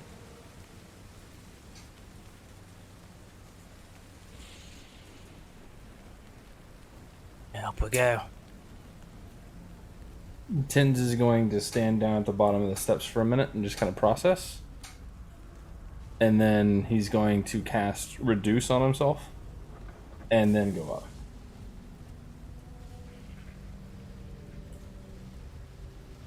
And that, what, halves your size? It takes you down to small, and then your weight is reduced to 1/8 of normal. She's already fairly light to begin with. It's elf. Okay. Less than 50 pounds? Probably. If it's down to 1/8, yeah. So instead of being careful like everyone else, Tensveta, in his cleverness, just decides to reduce himself down, and skip across the planks, without a care in the world. Did I get that right? Oh no, he's not skipping. There is care. He's just less care than he probably ought to have. For those of you that have reached the top, the wooden stairs climb to the tower's peak, which is a stone floor, much sturdier looking than what was beneath you. In a 30-foot high pitched roof, ravens now you can see are sitting perched on a roost on the crisscrossing rafters above you, coming and going through the small holes in the roof, looking down at you intently. Big 10-foot high, 5-foot wide arched windows, evenly spaced around the walls, each window consisting of a lead lattice work fitted with small panes of transparent glass.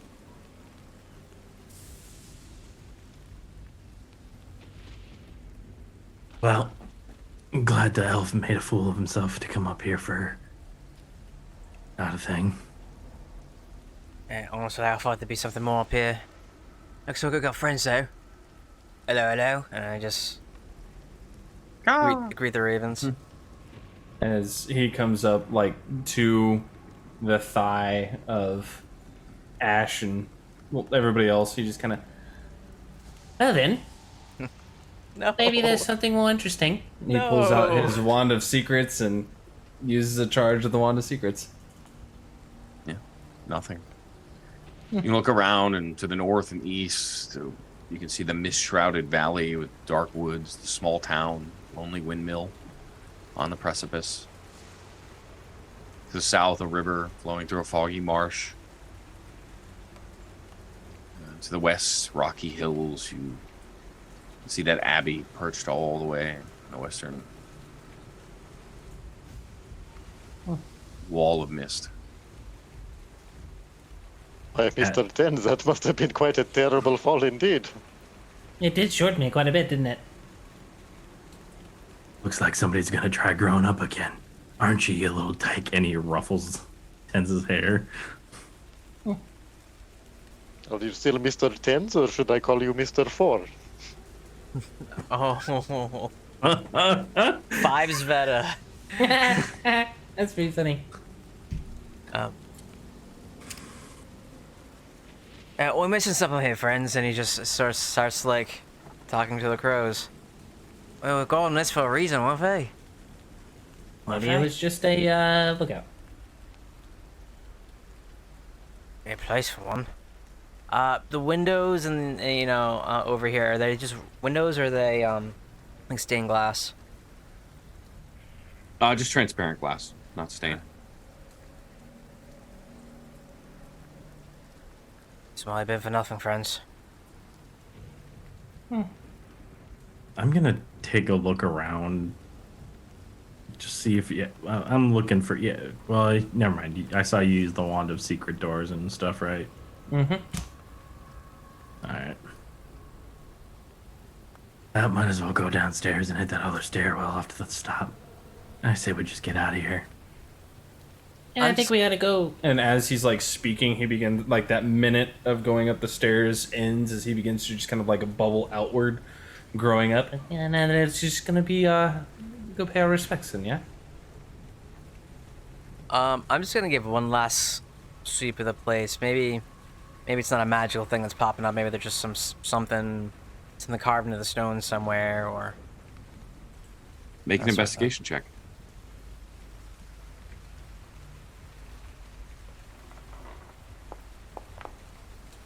yeah, 5. Man, I don't see anything. Just honestly frustrating. So as you make your way back down, I guess, yeah. Do we want to Which way are we going down? before all the we way do? When down we have a solid same way, or- platform and that sort of thing, do we want to take a break? Why, perhaps we could spend another hour searching around up here, yes? It won't do anything for me. Except give me back a spell slot. Like, above board, out of character. I don't have any hit dice left. I could use that was more than half of my HP just there, so I got hit quite a few times. Might as well. Every time I don't let you guys take a little rest, you yell at me. Yeah, and then Well, you I almost used half die. my spell slots in that fight. Right, yeah, and it is a good spot too, right? You've got this view of the valley below. You can see all the way down the tower. Everything seems like you have this visibility to all sides. But looming perpetually out the side of one of those windows is that massive castle, sitting perched to the east, overlooking the entire valley. A bit of thunder cracks, lightning flashes in the distance.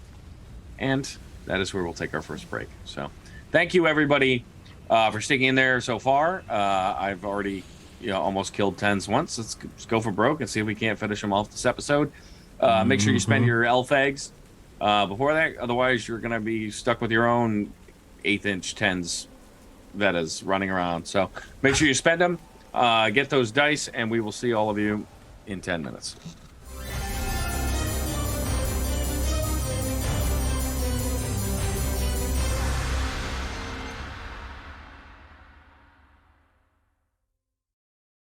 Yeah. Mm-hmm. Anyways, welcome back. So, resting at the top of the tower, taking a breather, catching your breath in this cold stone floor overlooking this misty valley. You'll do your best to patch yourself up, get a little meditation in, recover a spell slot or 2. And, yeah, where are we headed?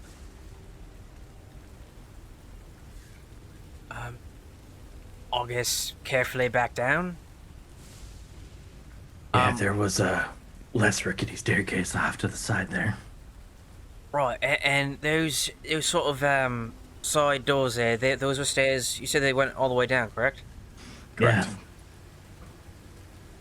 Yeah, Now, if we're looks heading like they to go the down the way. if we're heading towards the mausoleum, we need to get down there anyway. Seems to be I the think- safest route. If there's You could anything take the left fast of, route. I The can only survive it.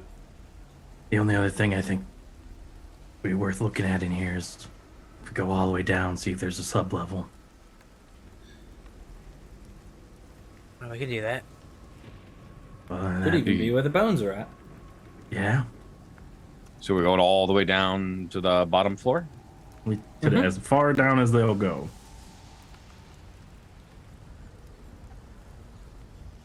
Way down we go.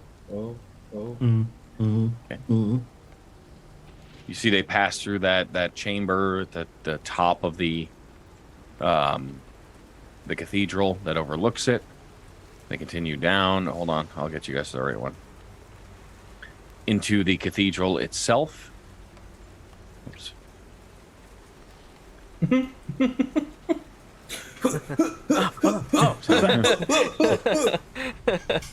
Where those three revenants now just turn to now. They those three revenants remain kneeling in front of the altar. Mist still covering the floors.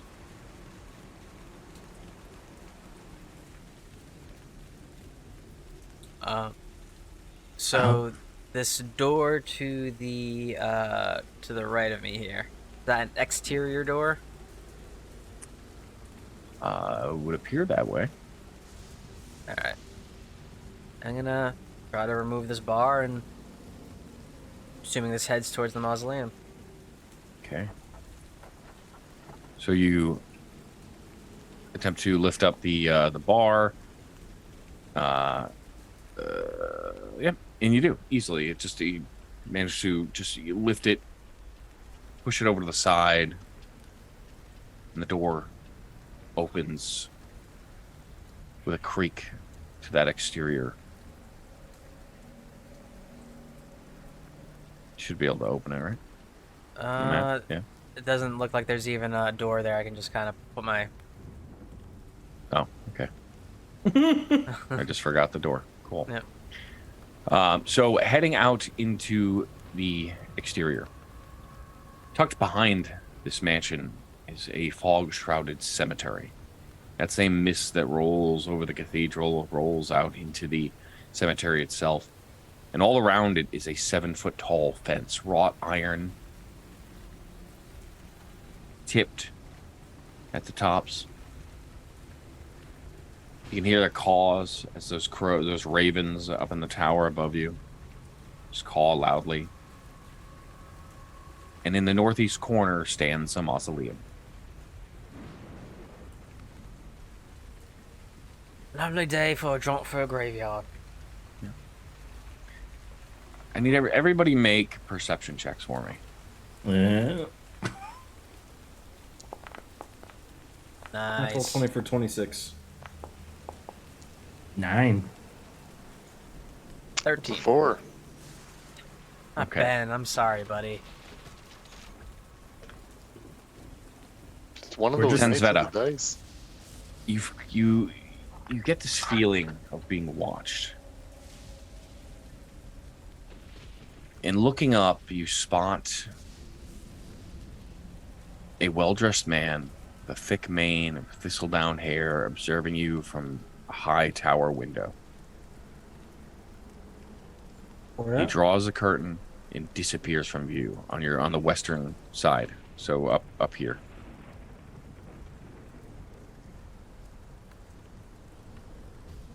Did it look like an actual person, or was it? Yeah, looked like a person. While you're looking there, Cole, you look down and you can see as the mist kind of carries and parts a little bit, the graves underneath are all open. Or not all of them, for just a few of them are open, as if they've been dug up. But what you can actually see is that the way that they're open, you've seen this before as a Dawnbringer, they've been crawled out of.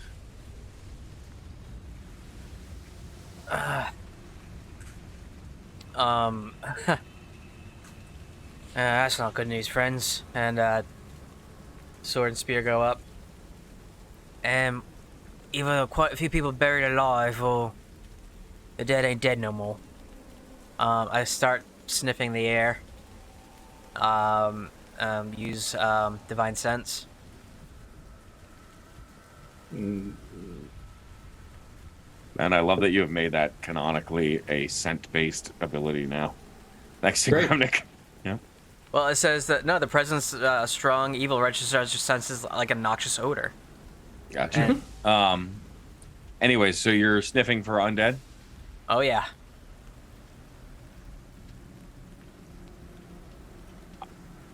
I mean, all around you. The presence of, especially here, death and and the undead, there's just kind of permeates the atmosphere. What's the range? 60 feet? Think so. Yes, 60 feet. Yeah. Yep. The 3 revenants inside are the most immediate and the ones that tick you the most. I think it's blocked by full cover. Yeah, that door's open. No. Yeah, that's fair. So I'll give him that. Yeah.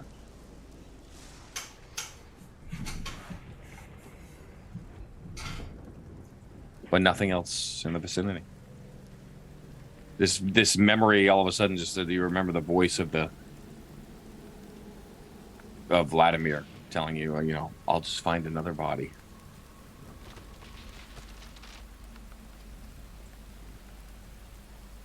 This might be where he gets his supply from, that Radmir fella. The bodies. He seems like a really good leader. You have to Do we worry Makes go you up wonder there? if those who came before and actually struck him down. What'd you say, Tens? Did we go up there? And he points to the window that the guy pulled the curtain on. I mean, I don't think we went in there because we got the dust dragon thing, right? I think we skipped a whole level basically. Someone up there. That doesn't look like the rest of them here. He had a hat. Beard. well, maybe we can go find him once we're done with this, huh? Oh.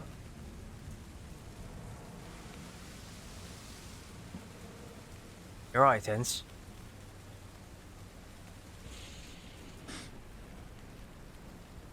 Are you really in a condition if this turns into a fight? No. But neither one of these is going to be good for us. Because if the spirit of the dragon is there, it says once it shines, right? Whatever. You know? Right. Make the gloom go away. Imagine a spirit can get up and do things. We just fought spirits upstairs. Damned if we do, damned if we don't. And he lights the sun sword and just kind of looks like he's ready to move forward. We're all in the thick of it, mate. It's too late to have second guesses. There's no second guessing. It's just a matter of which one would be the correct move first.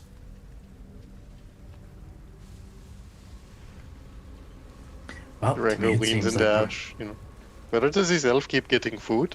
Nobody has been giving me food. I just assumed he had like a wrist pocket dimension or something. I've seen those.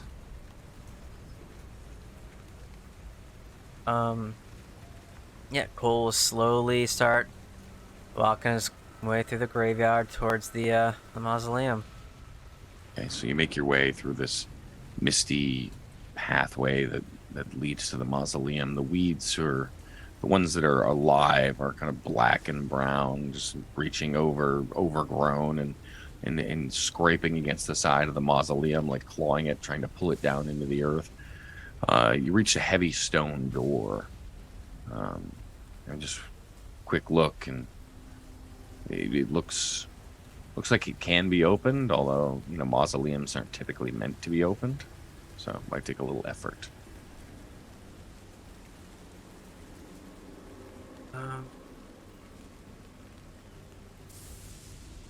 Yeah, so Cole's gonna pull a crowbar out and just Don't you? keep a look at. Denzel Yeah. just turned back around and look. Keep watching. All right, go ahead and make a strength check with advantage.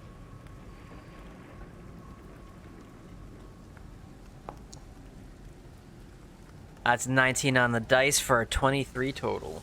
Yeah, 23. So with a little bit of effort, not much, that crowbar coming in handy, you pry open the door, and as you pry it open, it starts to swing.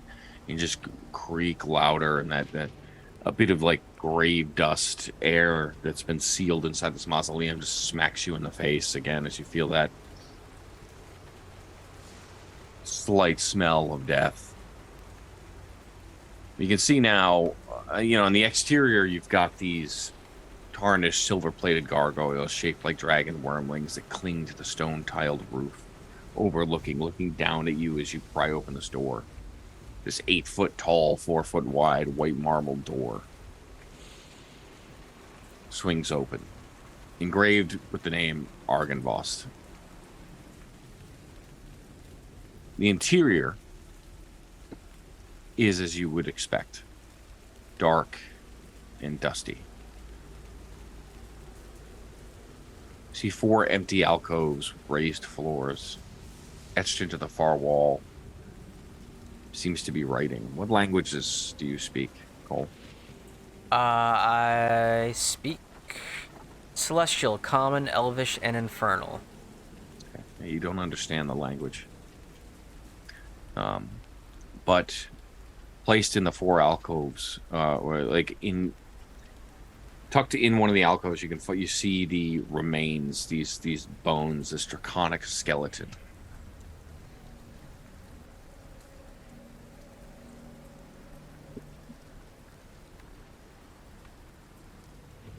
I think this is the patron of this establishment. Can anyone read this? And it starts pointing out sort of the engravings. Draconic and Elvish is all I got. You have draconic? Mm-hmm. Who else has draconic? Durango can read everything. Durango can read everything. So there's 2 things I'll say actually everybody make an intelligence check for me, just a base intelligence. And for those of you that can read the draconic, the inscription says, "Here lie the bones of Argynvost, Lord of Argynvost Holt, and founder of the Order of the Silver Dragon." 9. Cole? 11. Yeah, Cole, you can't read the writing, but focus on that skeleton. Right? This seems like the natural resting place. Right? This seems like where the bones should be. But as you look at them, suddenly it hits you. There's a big part missing. There's no skull.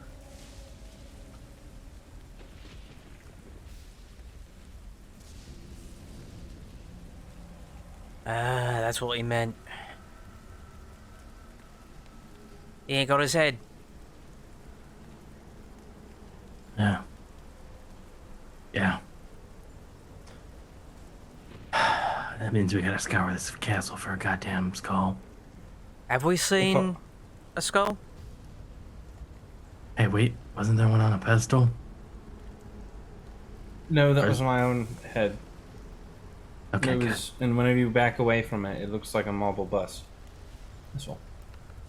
To take this skull, this is a great act of disrespect. I imagine wherever it has been placed would be a place of disrespect. Maybe not. Might just be used for study. Perhaps it is a chamber pot. That Or sounds we can like go Strahd. talk to the friend in the hat. It's odd that he was looking at us. It's a bit presumptuous to call him a friend, mate. You know, he's- Everyone's a friend until proven otherwise. Or they're not a friend until proven otherwise. Right, I've got several instances in my life where that's completely false. Everyone's a friend until proven otherwise. Come, Sir Cole, perhaps he has heard of yourself and the great Durango Fortescue. You know how our names get around. Oh, he might have. Might have. Yeah, Fortescue's finest has been making a name. Sure. Might be your nose. I'm just saying, it's a bit odd for someone to be standing in a window watching a graveyard, and then the moment you caught, you just hide. I mean, also just somebody who's not used to having people around. Doesn't want to be caught in general. So not a friend. Oh, cross our fingers it's here. If it's not, it could be literally anywhere. Alright, well. Back up we go, I guess.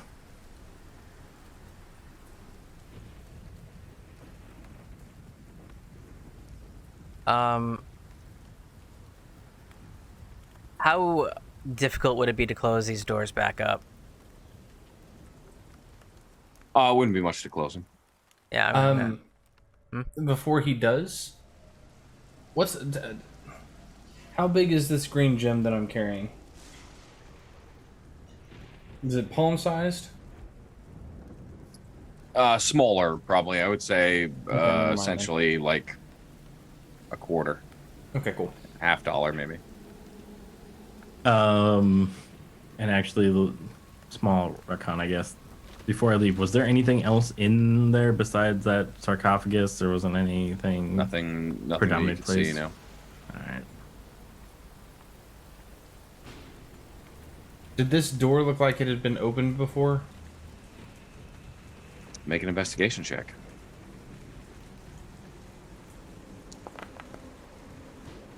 $21. Yeah, based on the difficulty and the staleness of the air in the room and the amount of dust on the floor, it doesn't look like anyone's been here for a very long time. So, hold on, before we go any further, somebody tell me how you get a skull out without opening the door. There's no windows. well, the other option is you take it off before you put them in. Oh, yeah, that's Yeah. a good point. Carry on. Yeah, might have been decapitated. Sure. Did the skeleton look like it had been decapitated? Make a medicine check. 7. I mean, how would you know? So, I mean, even, yeah. even if you did, I mean, what is, I didn't really like go up and check it out in the moment, so it You're makes right. sense. Well, yeah, very well. Carry on. I guess if you did it right, you know, you wouldn't hit the bones. You'd just go Through the right joint, through, yeah. right? Yeah, theoretically.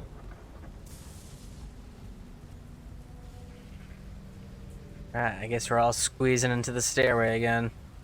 Okay, going up the same one that you just came out of, Yeah. We're just going to the To, second floor, though, right? just to the second Yeah. floor. Mm-hmm. Okay.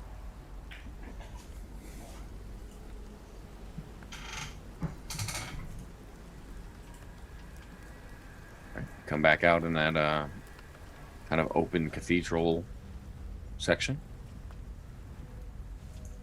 Cold, I mean, ash just rushing through. Jesus. I have. I mean, I- I'm proceeding semi-carefully. I got my bow out, but I'll lead the way.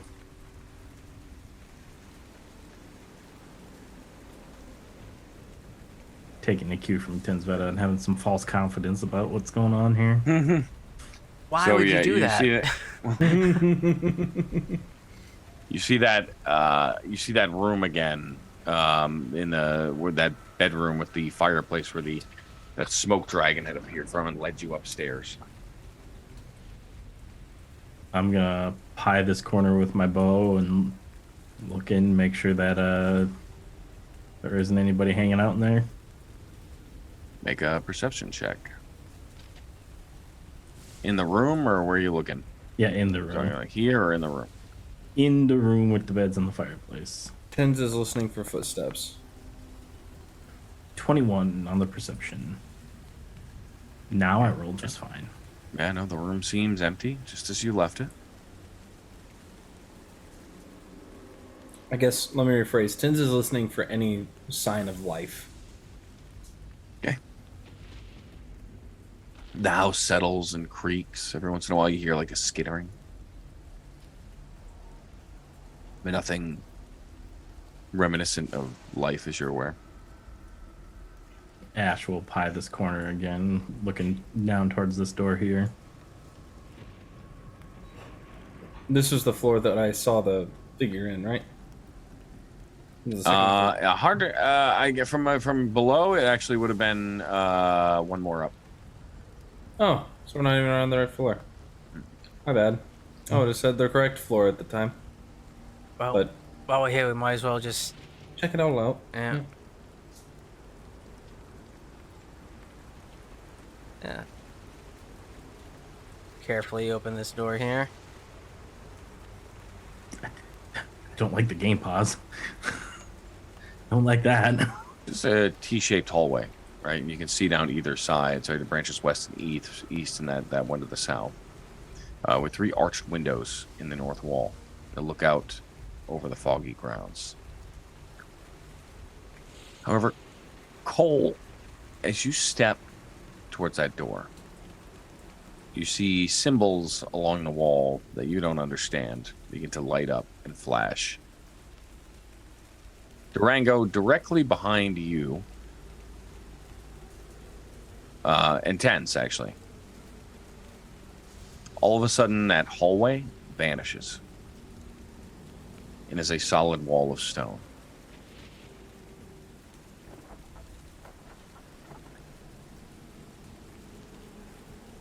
From either side of the hallway, or I should say from both sides of the hallway, you see those spectral forms, similar to the ones you saw upstairs in the towers, draw swords and walk out through the walls and through the doors as you are now trapped in this hallway. Fantastic. So this is blocked off? Correct. So now there is a wall of here of just solid stone, just like the rest of the walls. And I am going to need everyone to roll initiative. The Curse of Strahd really is just all about trying to murder the players, isn't it? You know, isn't that what D&D is? I have no comment in this. I know. Somebody should have checked for traps. But nope, they just walked right through, right? Waltzed right up. It's the doors that are trapped, never the walls or the floors, right? Never the walls or the floors, let alone in sewers on corners. I do think this is the first magical hallway trap that we've encountered. Though. Yeah, that's true. It is. That's fair. And this is why every party has the rogue that is like just nose to the floor, like everywhere they go. You're in the middle of the yeah. forest. Alright. What could go Yeah. wrong? Everything. It would be great if we had one of those. Wow. Tens is people. I don't know what to tell you. All right. Yeah, Durango. the people be balling. Durango's going to. Oh, game's paused. I can't move.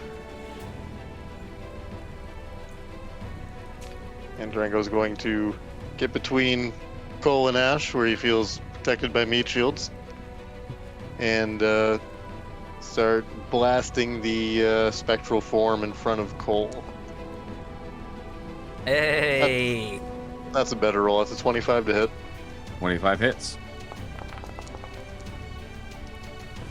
Second one's a 16. 16 also hits, yeah. So that's 10 force and 11 force. 21 altogether. Yeah, so it's this figure, is just this spectral warrior just comes passing through the wall. Those 2 bolts of force just slam into it. You can see the form just kind of like stumbles backwards as they pass through it. Is that end your turn? Yeah. All right, Sveta. Tens will bonus action blade seeing, because he needs that AC. And then...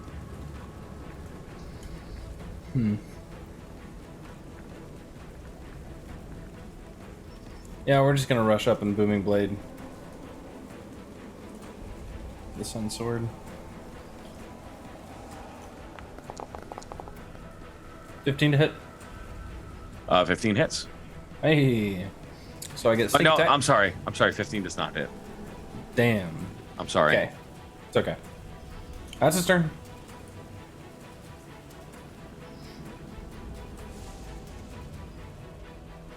All right. So this first one is going to move his 30 feet and attack you, Ash. Yeah. Yeah. Again, this spectral warrior just drawing this this shield and sword as it steps forward. Its attack stance and everything looks very reminiscent of Cole's. It's a 10. That'll miss. Yep, the first one you dodge swiftly as the strike just comes. Again, you've seen Cole make this opening attack many times, and that initial thrust doesn't make it through. And the second one is a follow-up. You've seen this exact combo before. Miss again. Yeah. The next one's going to come out and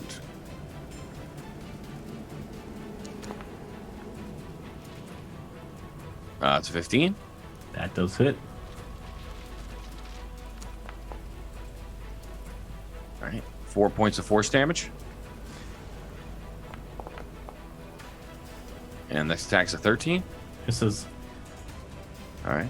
Yeah, so as they begin to press you, you just kind of dance and maneuver in between the two, fending them off. One of the strikes passing through you, and as it does that cold and that force, like just that push, that you can feel the pressure of the weapon hitting you. This one is right in front of you, Cole, so he is just going to attack you. Mm-hmm. Mm-hmm. You bet he is. All right, first one's a 20, and the second one's an 18. They both hit. Listen, when I said meat shield, I meant it in the best sense of the word. 10 points of force damage Okay. from the first strike, and 5 on the second. Alrighty. Ash.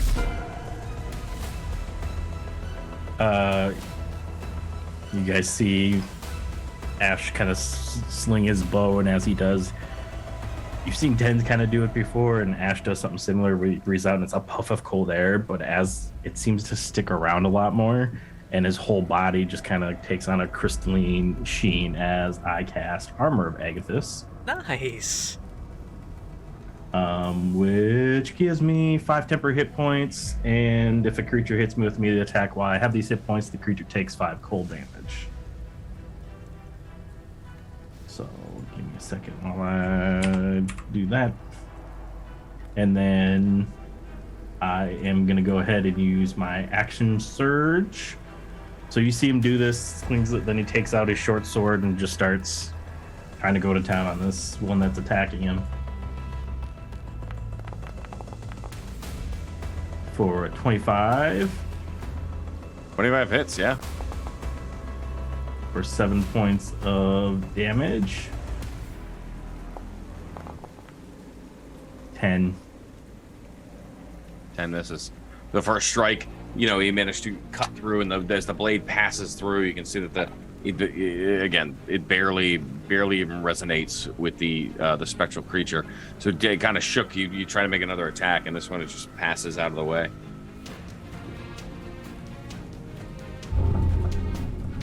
This one is right in front of you, Tinsveta.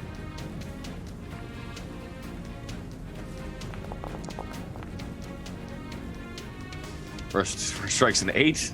8 will miss. And the second's an 8. Yeah. 8 will miss again. The dice are with you tonight. Holy shit. You say that, but I failed a DC probably 13. He's a rogue. He failed a DC 15 dex save, yeah. Yeah. Cole. Oh, my turn, really? Finally? Mm-hmm. Alright. So again, being very familiar with their sort of stances and where they're going, I know a rookie mistake when I see them. These are clearly rookies. That's a 13 to hit. Can you be 400-year-old undead and still be a rookie? If you don't train every day. You have nothing better to do. Oh my god. A 13 and an 11 to hit. So, pride always coming before the fall in Curse of Strahd. You thinking you know the maneuvers. You know, go in and but they're faster and they seem to know yours as well as you know theirs. All right. Now you gotta wait all over again. Shit. Durango. So Durango plays a series of sharp, discordant, really offensive notes on his mandolin. Kind of sounds like shrieking as he drops a hex on the specter closest to Cole. And he's gonna follow that up with some blasting. So 26 to hit. For 9 damage, plus another 4 from the Hex. What's the damage type on Hex? On Hex, that is necrotic. Okay. That's another. Eldritch damage was this was 9, right? 9. Yep. Another 26 to hit. Another 9 damage plus another 2 necrotic. Yeah, as the 2 bolts just slam into it again, it kind of stumbles backwards again. The form still managing to pull itself and coalesce. Hex doesn't seem to be doing much. I'm gonna go with intelligence for the cursed attribute. That's my turn. Okay. Right, and that brings us to Tensveta. Booming Blade. Sun Sword, the guy in front of me. There you go, 25 to hit. 25 hits. Let's see, and then do 3d6, or is it 46? What level am I? What level am I? 5. Yeah, it's 3d6. Wow. So that is 26 radiant, plus another 4 thunder. And then let's see. I'm already blade singing. Let's just master tactics on Cole again. You have to do something new. They're old. As he just stabs into the one. Yeah, and you can see the response now. That sun sword blazing. It's just the whole it recoils and shivers. That spectral form shaking as it passes through it and just struggling to pull itself back together. But with that, it is these ones' turns, and they are going to double team you with a barrage there, Ash. Bring it on. I like that. You insist.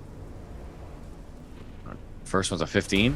Nope, that's not. I'm sorry. First one's I think I rolled them too fast. First one's a natural 1. Miss. Hits. Next one's a 20. Yep. 9 points of force damage. And that one takes 5 points of cold damage. Doesn't seem to care.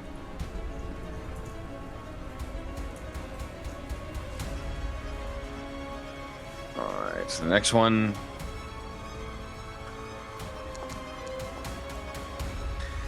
That'll hit. That was a 22, yeah, and a 23. So that one. For 6 points. And 9 points. Nice. No, not nice. I'll give it to him. I'll give it to him. Can't win them No. all, guys. Yes, we can. This one, goal is going to attack you. First strike's a 15. 15 hit you?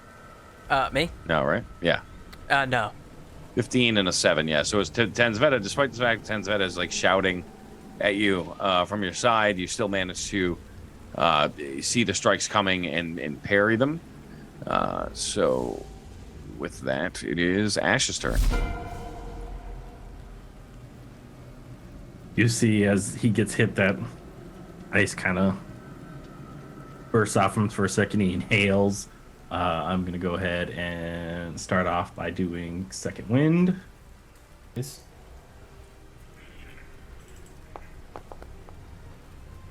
Solid. Wow, big. That's some big good hit deal, points. yeah. Yeah. I like that. Oh, I accidentally gave myself double dose there. And then he's going to... You see him do that, and as he does, he draws the sword back, and he's going to keep wailing on the same one that he was with his short sword. Ooh. Yeah, we gotta get you a magic sword, bud. Yeah. Ooh. Don't know if it's going to do anything because it's not a magic Yeah, sword, the but natural 20. 12 misses, but no, listen, it does just this half damage, but go ahead. Don't you have an axe? Don't you have a magic axe? Oh, yeah. Right. Oh, yeah. Yeah. Wow, for 5 points of reduced to half. Excuse me. It's Wow. 2. Sorry. That's the worst crit I've ever seen. I'm so sorry. Is that end your turn? Yeah, that'll... Yeah, that'll end my turn. sort of Sorry. repositioning yourself and drawing in, you try to position yourself and take a moment as time kind of slows down a little bit for you as you start to watch and look for openings in these two warriors that you're engaged with. As the first one strikes you, or as that first strike, you miss, but you follow it up with a big. But as the blade passes through, it just doesn't seem to have much effect on the creature. And this one, Tensveta. It's just a matter of time. It's a 16 misses while I am blade singing. However, an 18 just hits. I will use my reaction to oppose disadvantage on that attack. I knew I got up next to you for a reason. And it's the same thing.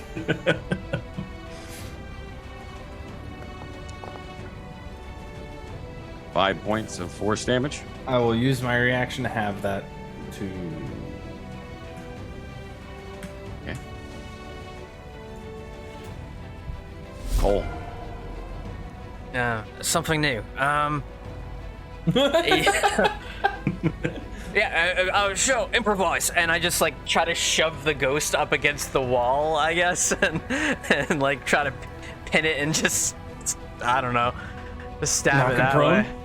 No, not knock him prone. Just put him, like pincer him in the corner. Natural 1 for the first hit. No, You do it's have just- advantage. yeah. You have advantage on the first one. Yeah. That's better. 26 to hit. 26 hits. Yeah, I told you. Yeah. There we go. I thought I saw another one there for a second. I got scared. Oh man, I got close. You tried. Oh, That digital nice. RNG, man. Yeah, 12 damage on that first hit. 12, yeah. Chunky. So that hit goes through you find yourself kind of going back into your rhythm, but then thinking of Tense's words, you change it up mid-strike. You kind of swing around and slam the spear against the ghost warrior, and as you do, you just like the whole form just evaporates. And you see the blood spear sort of inhale some of that dissipating form, and I gain 2d6 temporary hit points, which is 5. And then with my second attack, I'm gonna use the recoil of that hit to kind of spin around and strike the other one.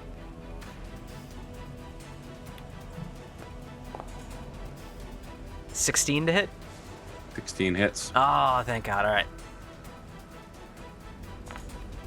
And another 12 points of damage in that bad boy. Fantastic.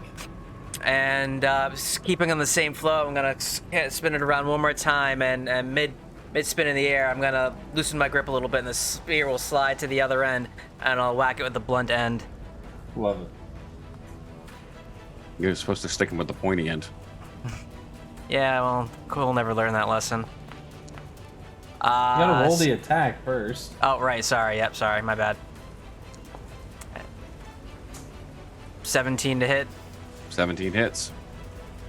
Just to be fair, I'll re-roll that d4, and that's an extra 6 points of damage.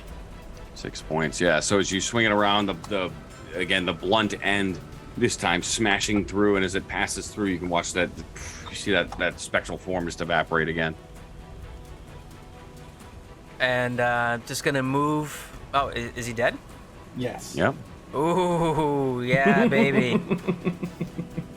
It's amazing what happens again when you use the right weapons to kill the monsters. You know. It's amazing what can happen whenever you don't fall 20 feet and fall unconscious, and actually use the weapon that's worthwhile. So here's a question: do I gain 2d6 temporary hit points? Is that additive or is that overriding No, heal? no. Okay. Temp HP does not stack. Okay, But so you that's, can replace temp HP. Oh, that was a higher. better roll. So that's 11 points of temp HP. Good So, round. Yeah. hearing Ash taking a savage beating behind him. You can move too, Cole, if you want to. Oh yeah. You know, I might as well get right up here next to Ash. I think the turn clock's already passed, but if you could put me Here, there, yeah, about where right you there. can move. Yep. So Durango strums his mandolin once in a very authoritative fashion, stands up very straight, his coat kind of billows behind him a bit, his eyes flare up as he points dramatically at the specter that Ash isn't currently engaged with, and his voice booms out and says, "You are not welcome in the sight of the great Durango Fortescue, you shall," and he flicks his wrist dismissively, "be gone." And Durango casts banishment on it. It's a charisma save.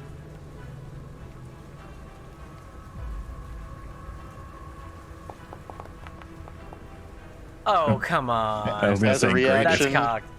as a reaction, I'm going to impose a D6 subtraction on that. Come on, dice. Damn it, Oh, that's Just enough to succeed. just enough. And on a save, I believe banishment does nothing. It does nothing. Yep. It does Yeah. nothing. Cool. You see it blink for a moment. It just like kind of blinks in and out of here in the ethereal plane that it's from, and before it just stabilizes.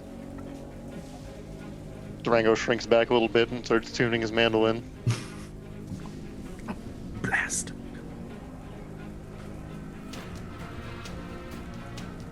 That's my turn. Tenzveta.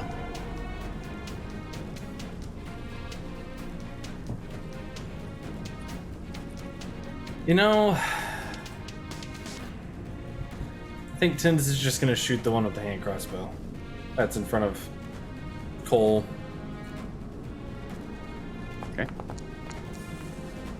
Miss with a 14, and then bonus action say, "Now do it again." To Cole.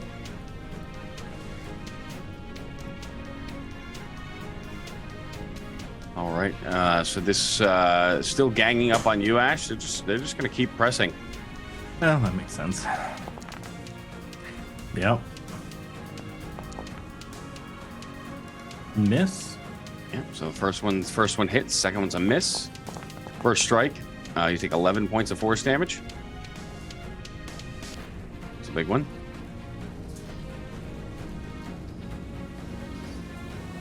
The next one. He's going to make his 2 attacks. Ooh.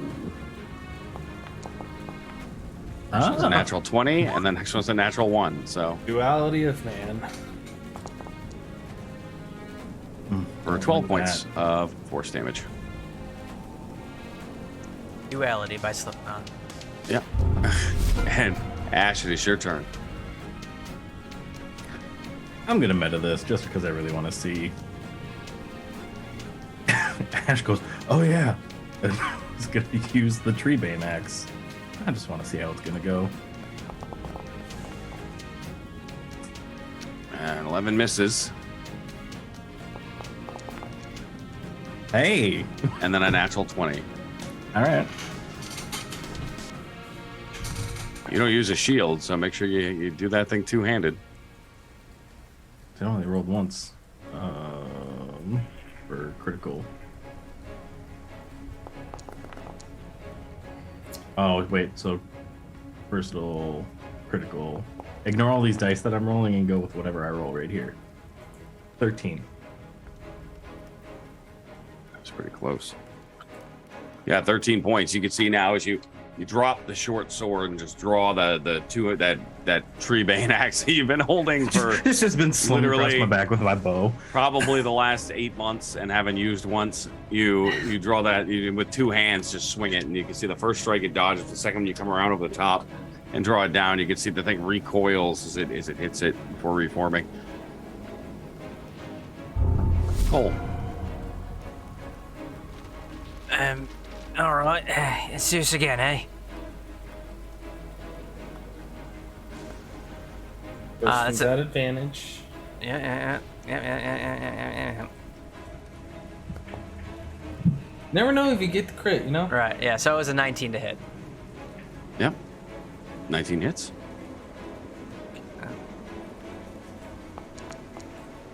Now rolling hot on those d6s. That's 11 points of damage on the first hit. It's true.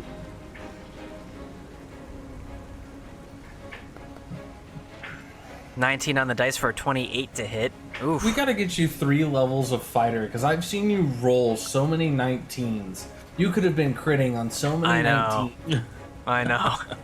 It's another 8 points of piercing, and yeah, with the bonus action, we'll again swing the staff around and try to come down kind of in the back of the head as he's wincing down. Swing your weapon round and round. Hit him in the butt and spin him around. That's a 15. That's gonna miss. 15 misses, yeah. So still the two big hits with that spear. You have his attention. Durango. Yeah, Durango's gonna start blasting the one that Cole's engaged with. The disadvantage anyway, because you're within 5 feet. Thanks, buddy. You're welcome. I knew I could count on you. Hey, I play miss. fair in both directions. That's what I appreciate about you.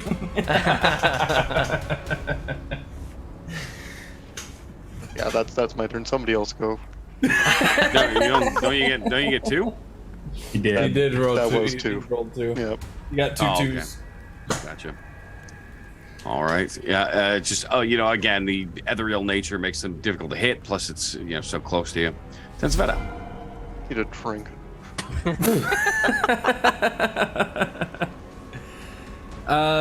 Seeing the struggle, I think Tens is going to.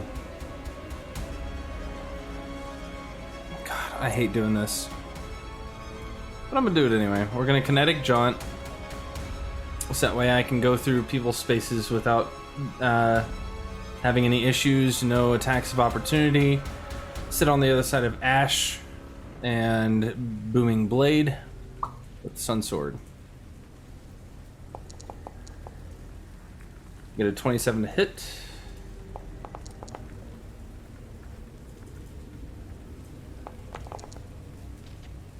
That'll be 8, 9, 10, 11, 12, 13. So, 8. 14. 14 points of Is that what you're radiant. trying to say? Yep. I kept wanting to say 13. It kept coming out of my mouth every time I went to open my mouth. 13 points of radiant, 4 points of thunder. As he just, like, the energy begins to bustle around him before he just slips through everyone and stabs that one in the back. Okay. And that's his turn. Awesome. This one is going to continue to press you, Ash.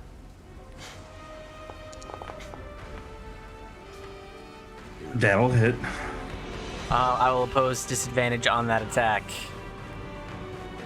Oh, thanks, buddy. Appreciate Another that. natural one for me. Well, Wow. Used.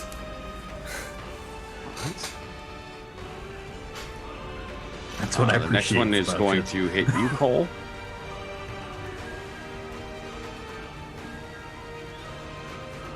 Or attempt to, at least. I'm sorry. That'll It's an miss. 11 No, sir. and a 19. That one will hit. All right, 19 points as that spectral sword passes through your defenses. You take 10 points of force damage. Right to temp HP. And Ash, it's your turn. Oop, hang on, I just clicked out of the map by accident. I'm a lumberjack. For 15 15 misses. and 12. 12 misses. That'll, I'm pretty sure that's my turn. Wait, I can cast a spell as a cantrip, right? If I haven't cast one. As a bonus action? Or am I misunderstanding You what I'm can trying to- cast I it. can't cast a bonus action cantrip if it's a bonus action. I'm gonna cast. Never mind. That's my turn. If you have a bonus action cantrip, you can cast it. Yes. I don't. I'm confusing my Yeah. own rules because I want to All right, do cool. something useful. All right. Cole. I need a drink. Alright. Time to bury this guy again.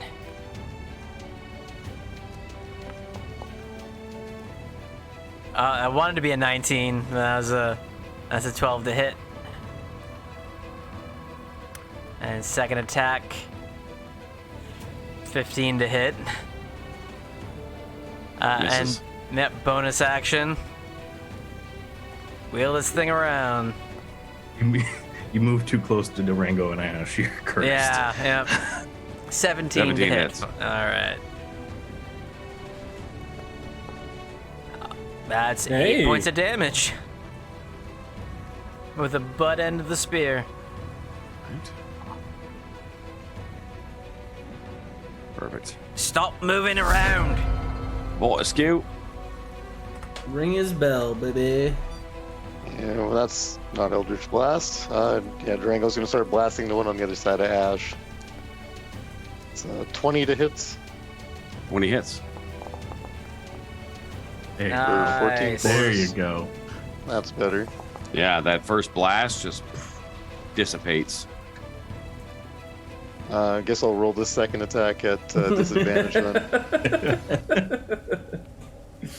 Your first one was A 19. 26. It's a Second bummer. one, okay, it's a hit either way.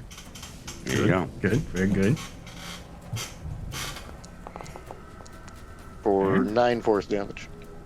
All right.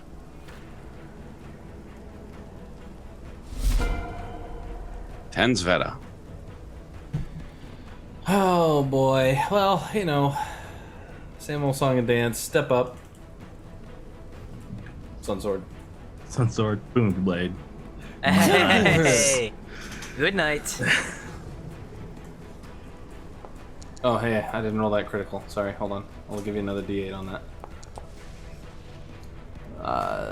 And then we get 6d6 from the sneak.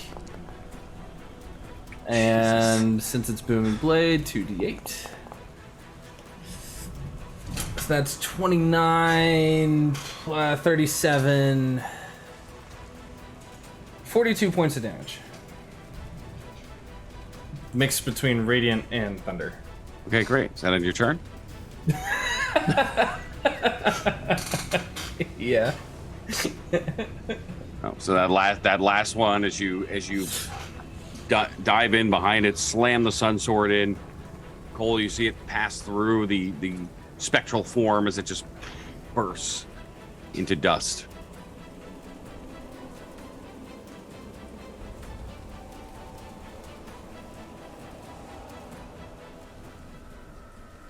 And goes quiet again. Does the wall dissipate? It does not. Oh, Ash runs to the nearest door, chops a hole in it, sticks his face in. Here's Johnny. yeah. I'm kidding. I don't actually do that. I think you get bonus for it being wood, right? Plant. What is plant? Tins What Tins is is plant? going to check out the runes that are shining. Okay. Are they Make still a- glowing on the wall? Make an Arcana check. Okay. Ash will pick up his sword 13. as well. You can see it in tandem. There are two sets. There's one on either side. They aren't still glowing, but you can see the remnants of the spell trap. But as far as the details of it, you're not certain. Hmm.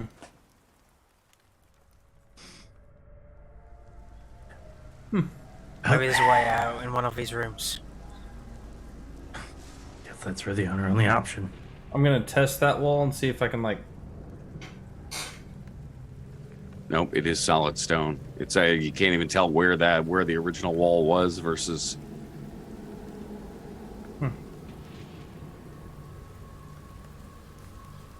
Yep. Let's carry on. Gonna go back to the door that I originally triggered this trap with. Ash And this picks up time- his short sword, stows Would you it. like? Would you like me to check it? Oh yeah, that will be wise. Don't like getting caught in hallways like that.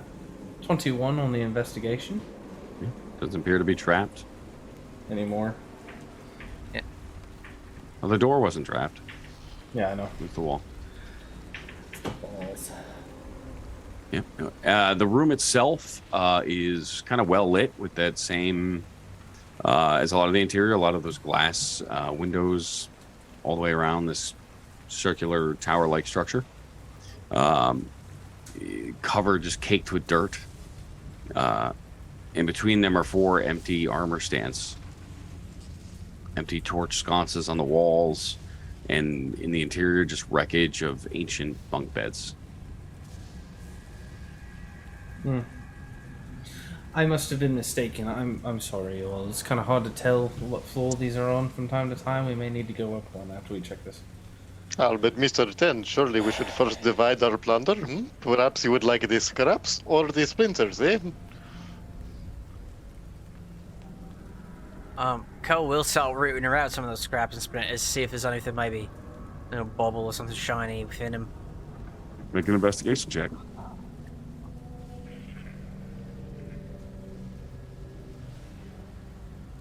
Wow, a decent one, 18. 18. Yeah. You find the remnants of what appears to be some sort of bow. Looks like it's ornately carved.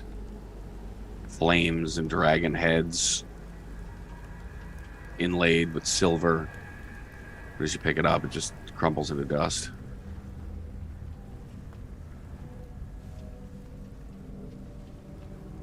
There's a special spot in hell. Baby.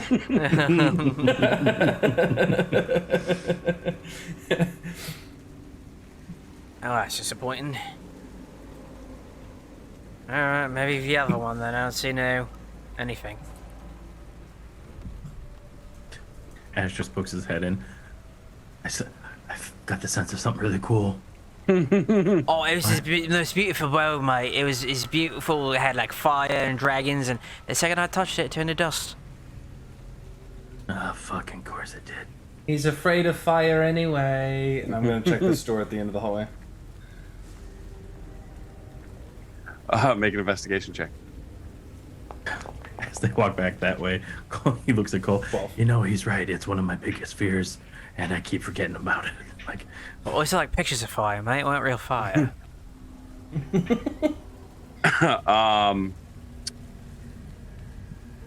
Yeah, the door doesn't seem to be trapped. All right, gonna open it up. You open it up. Very similar to the other room. Decayed bunk beds, those dirt-caked stained glass windows, empty armor stands, remnants of some sort of old barracks. Nothing else. Would you like to go rooting around in here as well? We did tell Vladimir though we want here to be looters, or at least I did. You gonna make a liar out of me? Why, Mr. Tens, we are simply searching for a way to make our escape from this trap. Should we uncover something of value in our efforts? Why, it is purely incidental. Why do I travel with you all? Because you're trapped in an extra dimensional space with us. Same reason we travel with you. You know, that's fair. Cole's going to go to the approximate area of where the doorway once was in here, and break out the crowbar and start picking away at the mortar.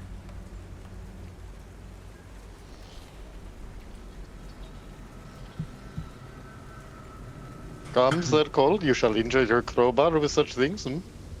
It's not even his, it's mine. Yeah, the wall itself does not seem to be like you're trying to chip away at it, but it is sturdy and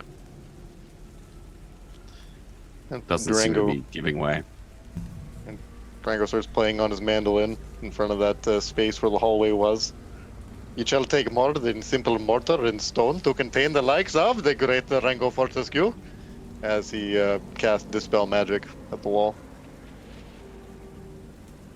Okay. Yeah. So as you cast Dispel Magic, the wall itself. Actually, I think you need to roll.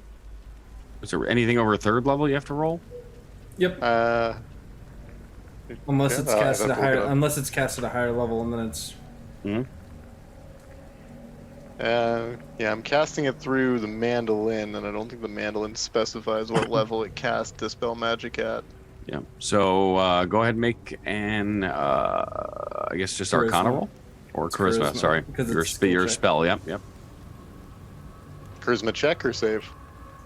Check. There we It's go. 21. Yeah. Totally. Yeah. So with a 21, the wall just dissipates. The magic from your mandolin just kind of melts the wall in front of you. Durango struts through the space where the wall was. Come, my friends, do not tarry. I, the great Durango Fortescue, have found our escape. Yeah, I've never once doubted you, Rango. Never once ever. I appreciate this, Sir Cole.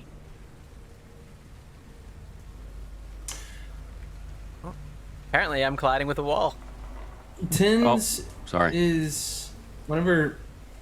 Can Tins insight that on Cole? Never doubting him ever. Sure.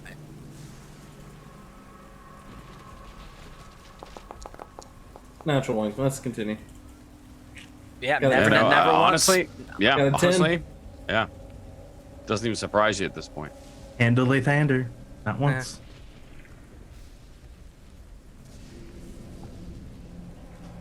Durango's strutting quickly slows enough to let other people go first.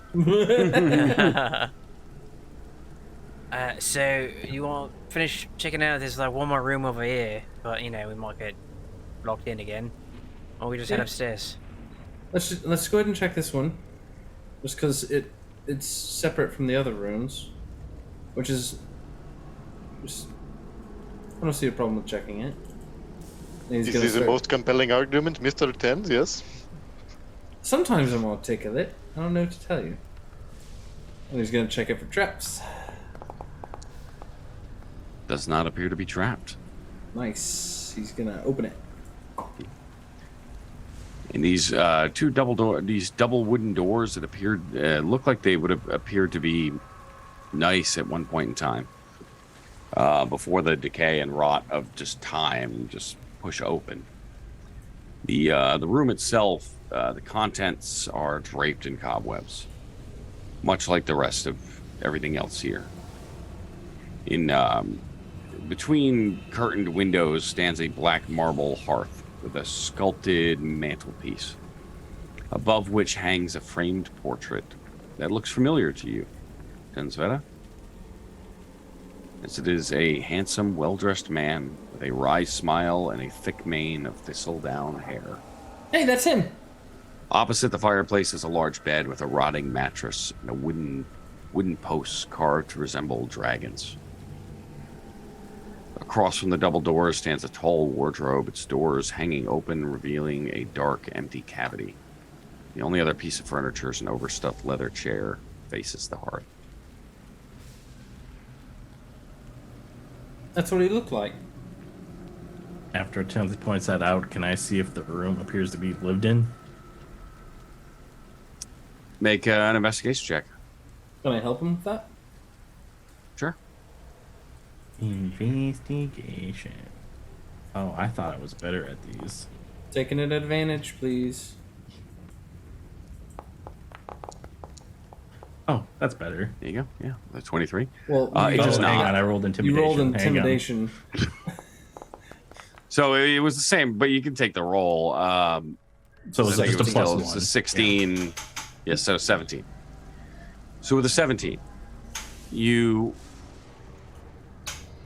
room does not look lived in.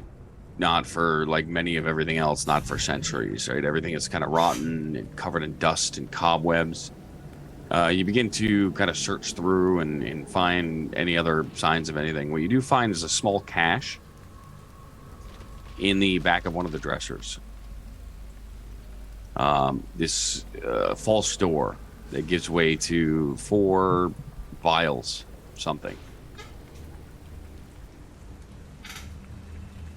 And you like figuring out what stuff is? What is this? I'm gonna look at it. Can I tell what it is just by looking at it? You have alchemist tools. Are you proficient? No. Okay. Then make an Arcana check for me. Dirty 20. With a dirty 20, you kind of swirl the liquid around in these vials.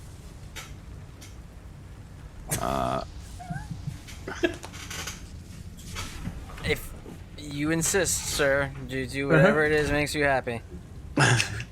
Shake it real hard. What? Continue.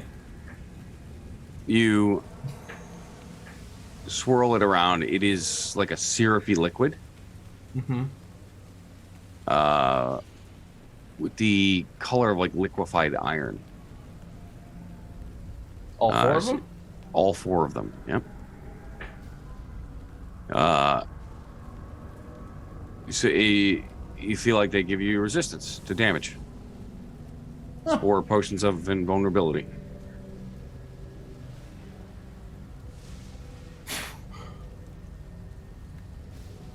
Word? And everybody gets 1 of these. Yeah, we're gonna want those. Wait, was it? What is this? How do I put this? You're already tough? This will make you tougher. Alright, mate, you don't have to tell me twice. Many thanks, Mr. Ten. This is a most considered gift. He goes to hand his to Ash 1.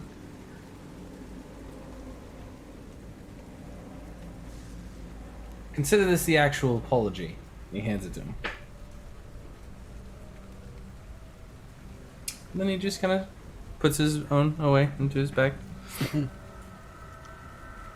Ash find them. Yeah. Tensveta did help.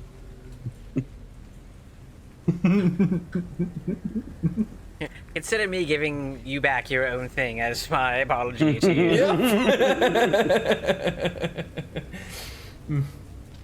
You know, on second thought.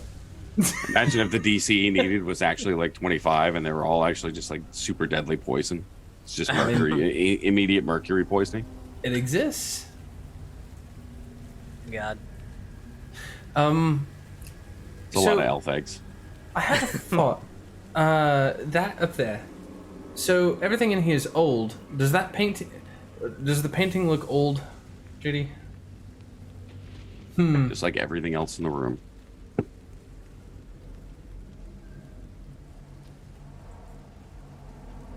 So either we're dealing with someone like you, who points to Ash, is really good at hiding who they actually are, or someone who doesn't die, or it's a spirit.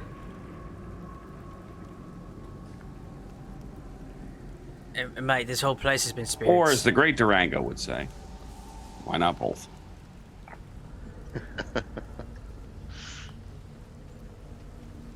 Well, there's only one real way to find out. Let's go say hi to our friend. Again, not so sure on that one. If he's against Strahd, he's a friend. How do you know he's against Strahd, mate? We don't. That's the point. The guy upstairs, he's a friend. He's against Strahd, not a friend. He didn't really prove that he wasn't. It's a bit of I could play dragon chess with him. Oh, you don't want to do nothing with him, mate. He It's one of wouldn't those want things to. that he's twisted from his original purpose, yeah? He Yeah, thinks he's right. he thinks he's doing some sort of causing Strahd some sort of pain. Right. I'm not saying he's going to. I'm just saying that if he would, I would.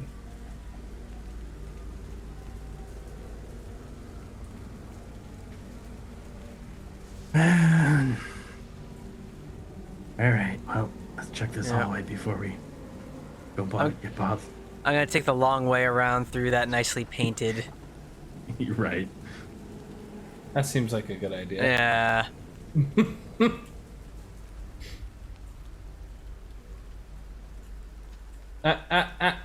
Let me check.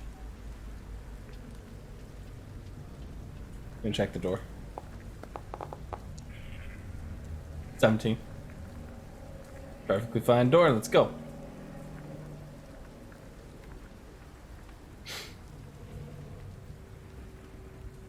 You're muted. Back into that crumbled hallway. Check the next door. 18. Does not appear to be trapped. He's gonna knock. Hello? Somebody in there?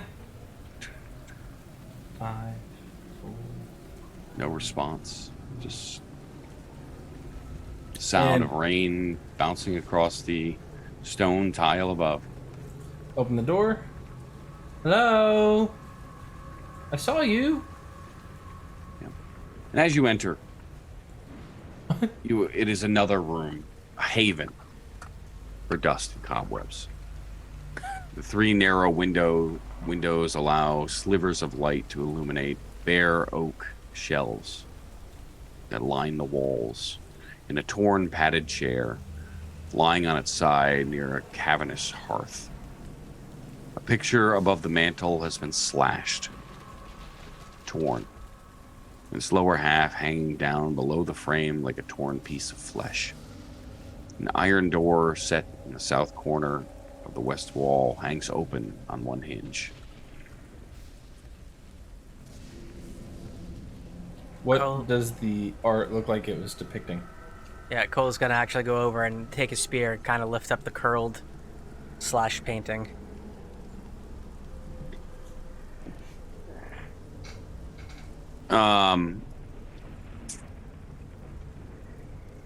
So, make an investigation check. Both of us or just him? Or one of you with advantage, I don't care. Chuck, go ahead. Oh, +5. Natural 20 for 25. Nice. Perfect. So, the picture shows the mansion in better days, under clear winter skies with the snow-capped mountains in the background. The top of the chapel tower glows like a silver beacon. But the thing that is sort of iffy for you as you investigate it, Tensveta, is you feel this aura of magic.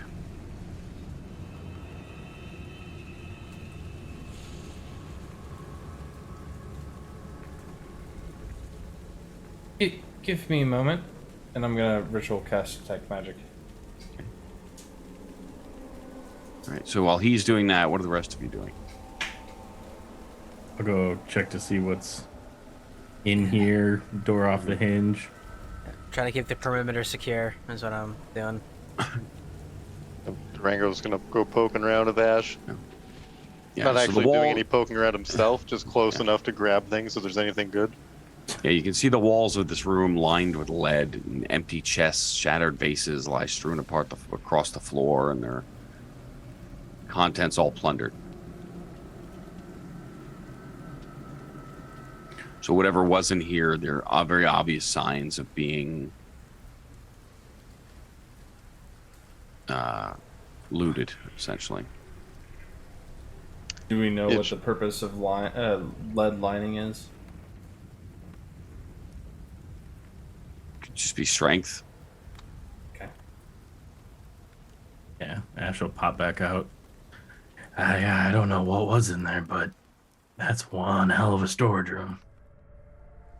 It's real shame, Mr. Ash, we were only a century or two too late.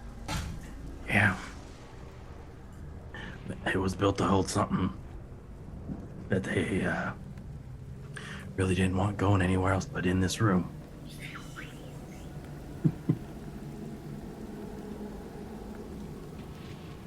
Cole, as you sort of sweep the perimeter, somewhere behind you, just out of eye line, you hear soft flapping of wings.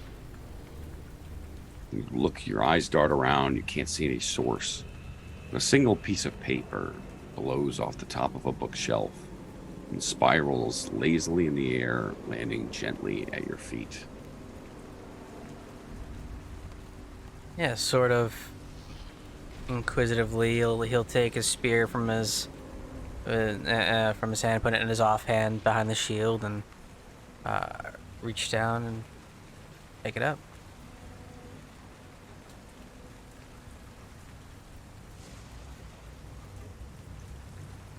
What you find is a piece of paper. Looks like remnants of a journal. In it, written in a very elegant, consistent text. It says, "My knights have fallen, and this land is lost. The armies of my enemy will not be stopped by sword or spell, claw or fang. Today I will die, not avenging those who have fallen, but defending that which I love, this valley, this home, and the ideas of the Order of the Silver Dragon. The evil surrounds me. The time has come to throw off the guise and show these heathens my true fearsome form. Let it spark terror in their hearts. Let them tell their stories of a dark triumph against the protection of the Balanok Mountains. Let the Argynvost be remembered as a dragon of honor and valor. My one regret is that my remains will not lie in their rightful place in the hallowed mausoleum of Argynvost Holt. No doubt my bones will be scattered among the enemies like the coins of a plundered horde, trophies of a hard-won victory. Do not fear death.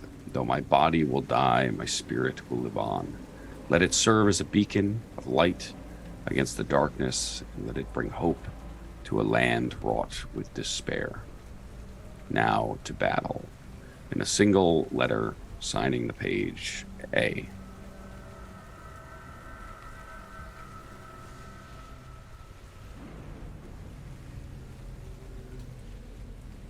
Huh. I think we saw it written by the dragon.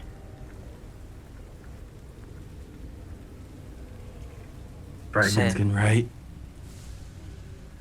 Seems like their extremities aren't so good at it. Manipulating. Some of them are good at fuckery.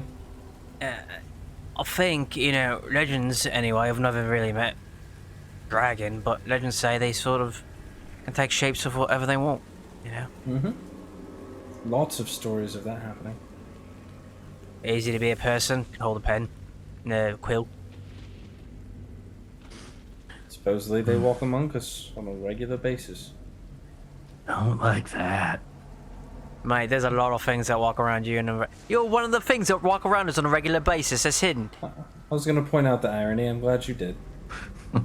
Ash's face just transforms into Cole's for a second. Boo. And switches back to his the white sheet form that is his true changeling form.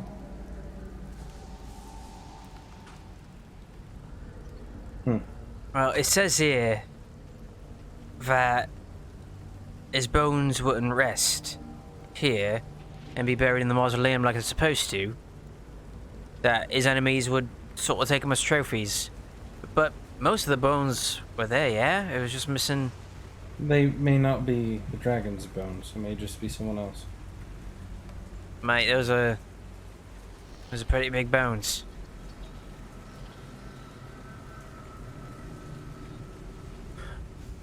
Now, Wow. who would take a dragon head for a trophy? I would. Strahd. Well, Can now I you- recall if any of the houses that we visited, the mayors or anybody had a dragon? Make a history check. That's what the purple light is in Valaki. He's fucking with a dragon skull. 16. Yeah, no, nothing you can remember. You do remember, however, that specifically Vladimir said Strahd killed Angervoss.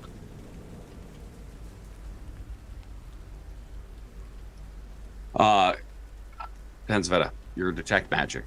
Transmutation. You get a distinct aura.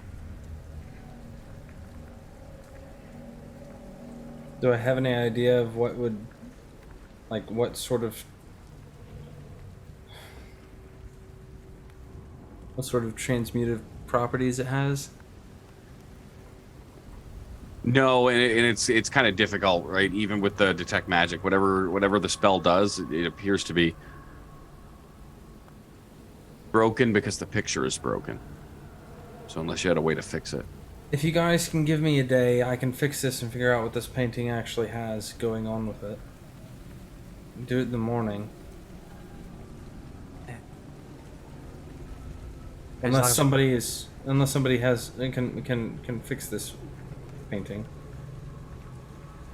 I don't think so, mate. But yeah, we're gonna need some rest at some point anyway.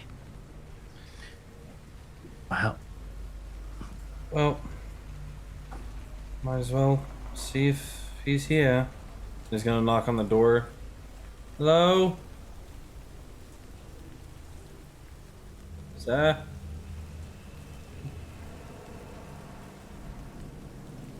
Yeah, it just echoes through the room. No response. I'm just gonna open the door. I'm not even gonna check it this time.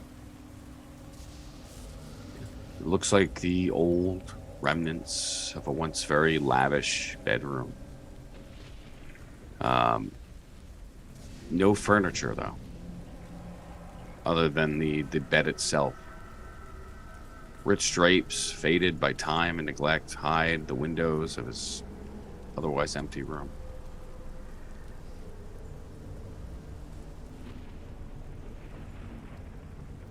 See any places that don't have dust? Yeah, I'm gonna search the room a bit more thoroughly. Go ahead and make an investigation check.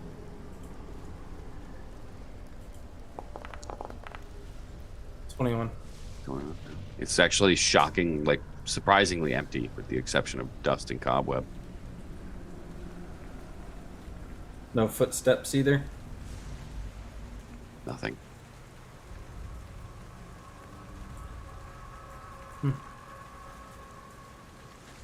It did take us quite some time to get up here. Perhaps he went to the other room. Paul can't quite get his mind off of the letter, and he's sort of thinking about, like, wait, the letter said that all the dragon's parts would be scattered and used as trophies, but there were several of them in the mausoleum.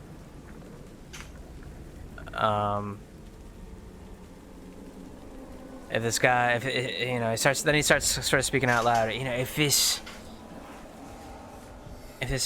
figure is around and he's actually a friend, he might be the one that's collecting the bones. According to this dragon's bones should have been sort of all over. Well, the problem is that this is the window that he ran from, and there's no footsteps. So we're dealing with the spirit. I think we may actually be dealing with the spirit of Engevost.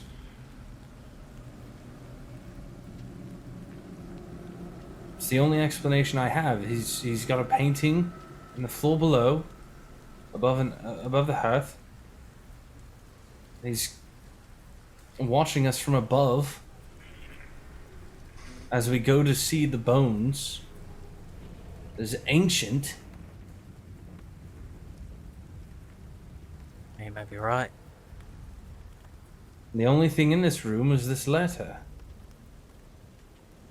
It's just a hunch, but it makes for a good story, right? I mean, you've had worse ideas. I know. Let's go see if we can find him in one of the other rooms. Yeah.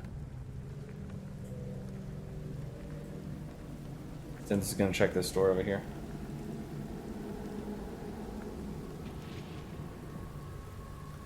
Kind of surprised to be blasted by this door the first time around. I don't think I noticed it.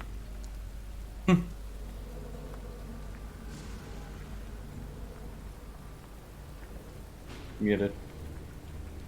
Yep, sorry. Doesn't appear to be trapped. Can open it. That was an awful idea. What?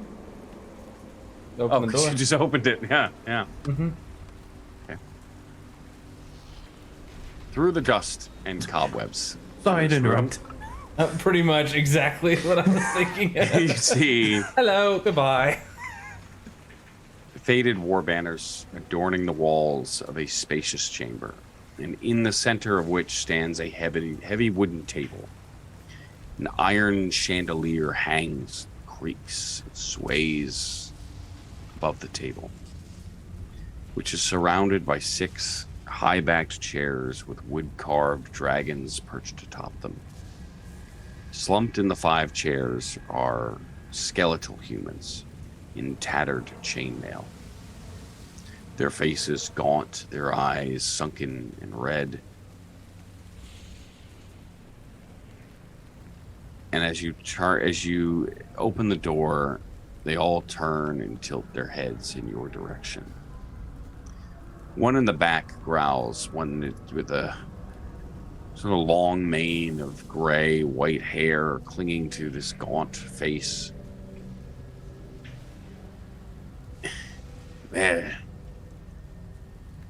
Why do the living disturb the dead?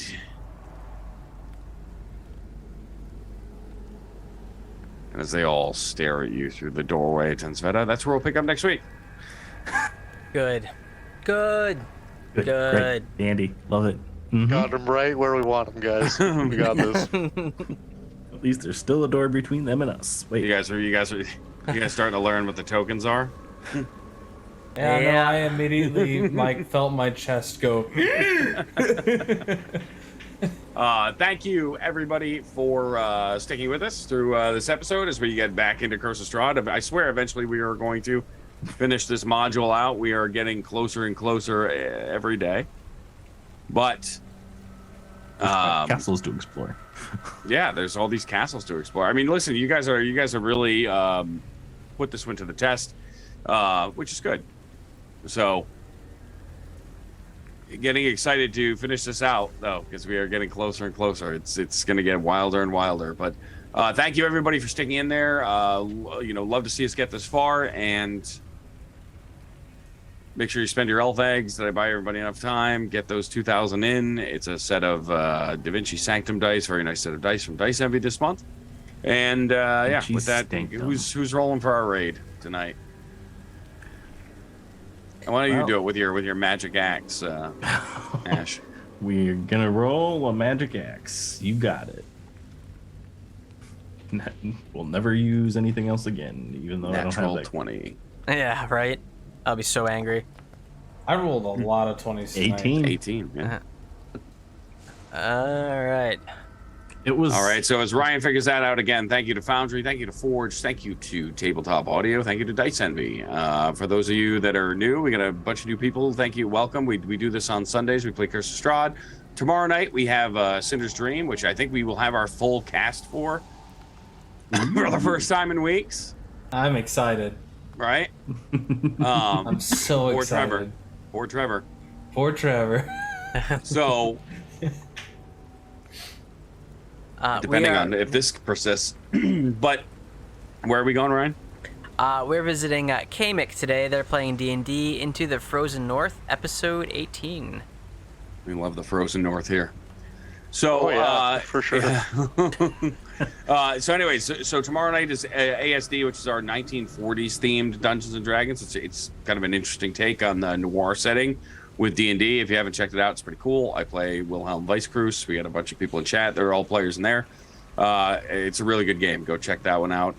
Chuck DMs it's a that fun one. And then Thursday nights we play Plastic Cougar, which is Scum and Villainy, Space Theremin Punk Pirates. Yep, that's about it. Yep. Basically, I get description. drunk and talk in an English accent all night and say a lot of swear words. It's great. So, if you like that, check that out, or check out, we've got podcasts, YouTube, we got a bunch of stuff. Look at the panels. There's tons of content. Keep you busy till tomorrow. But for now, let's be loud, let's be proud, let's make some new friends out there, and we will see you all hopefully tomorrow, but definitely next Sunday. Why rationality?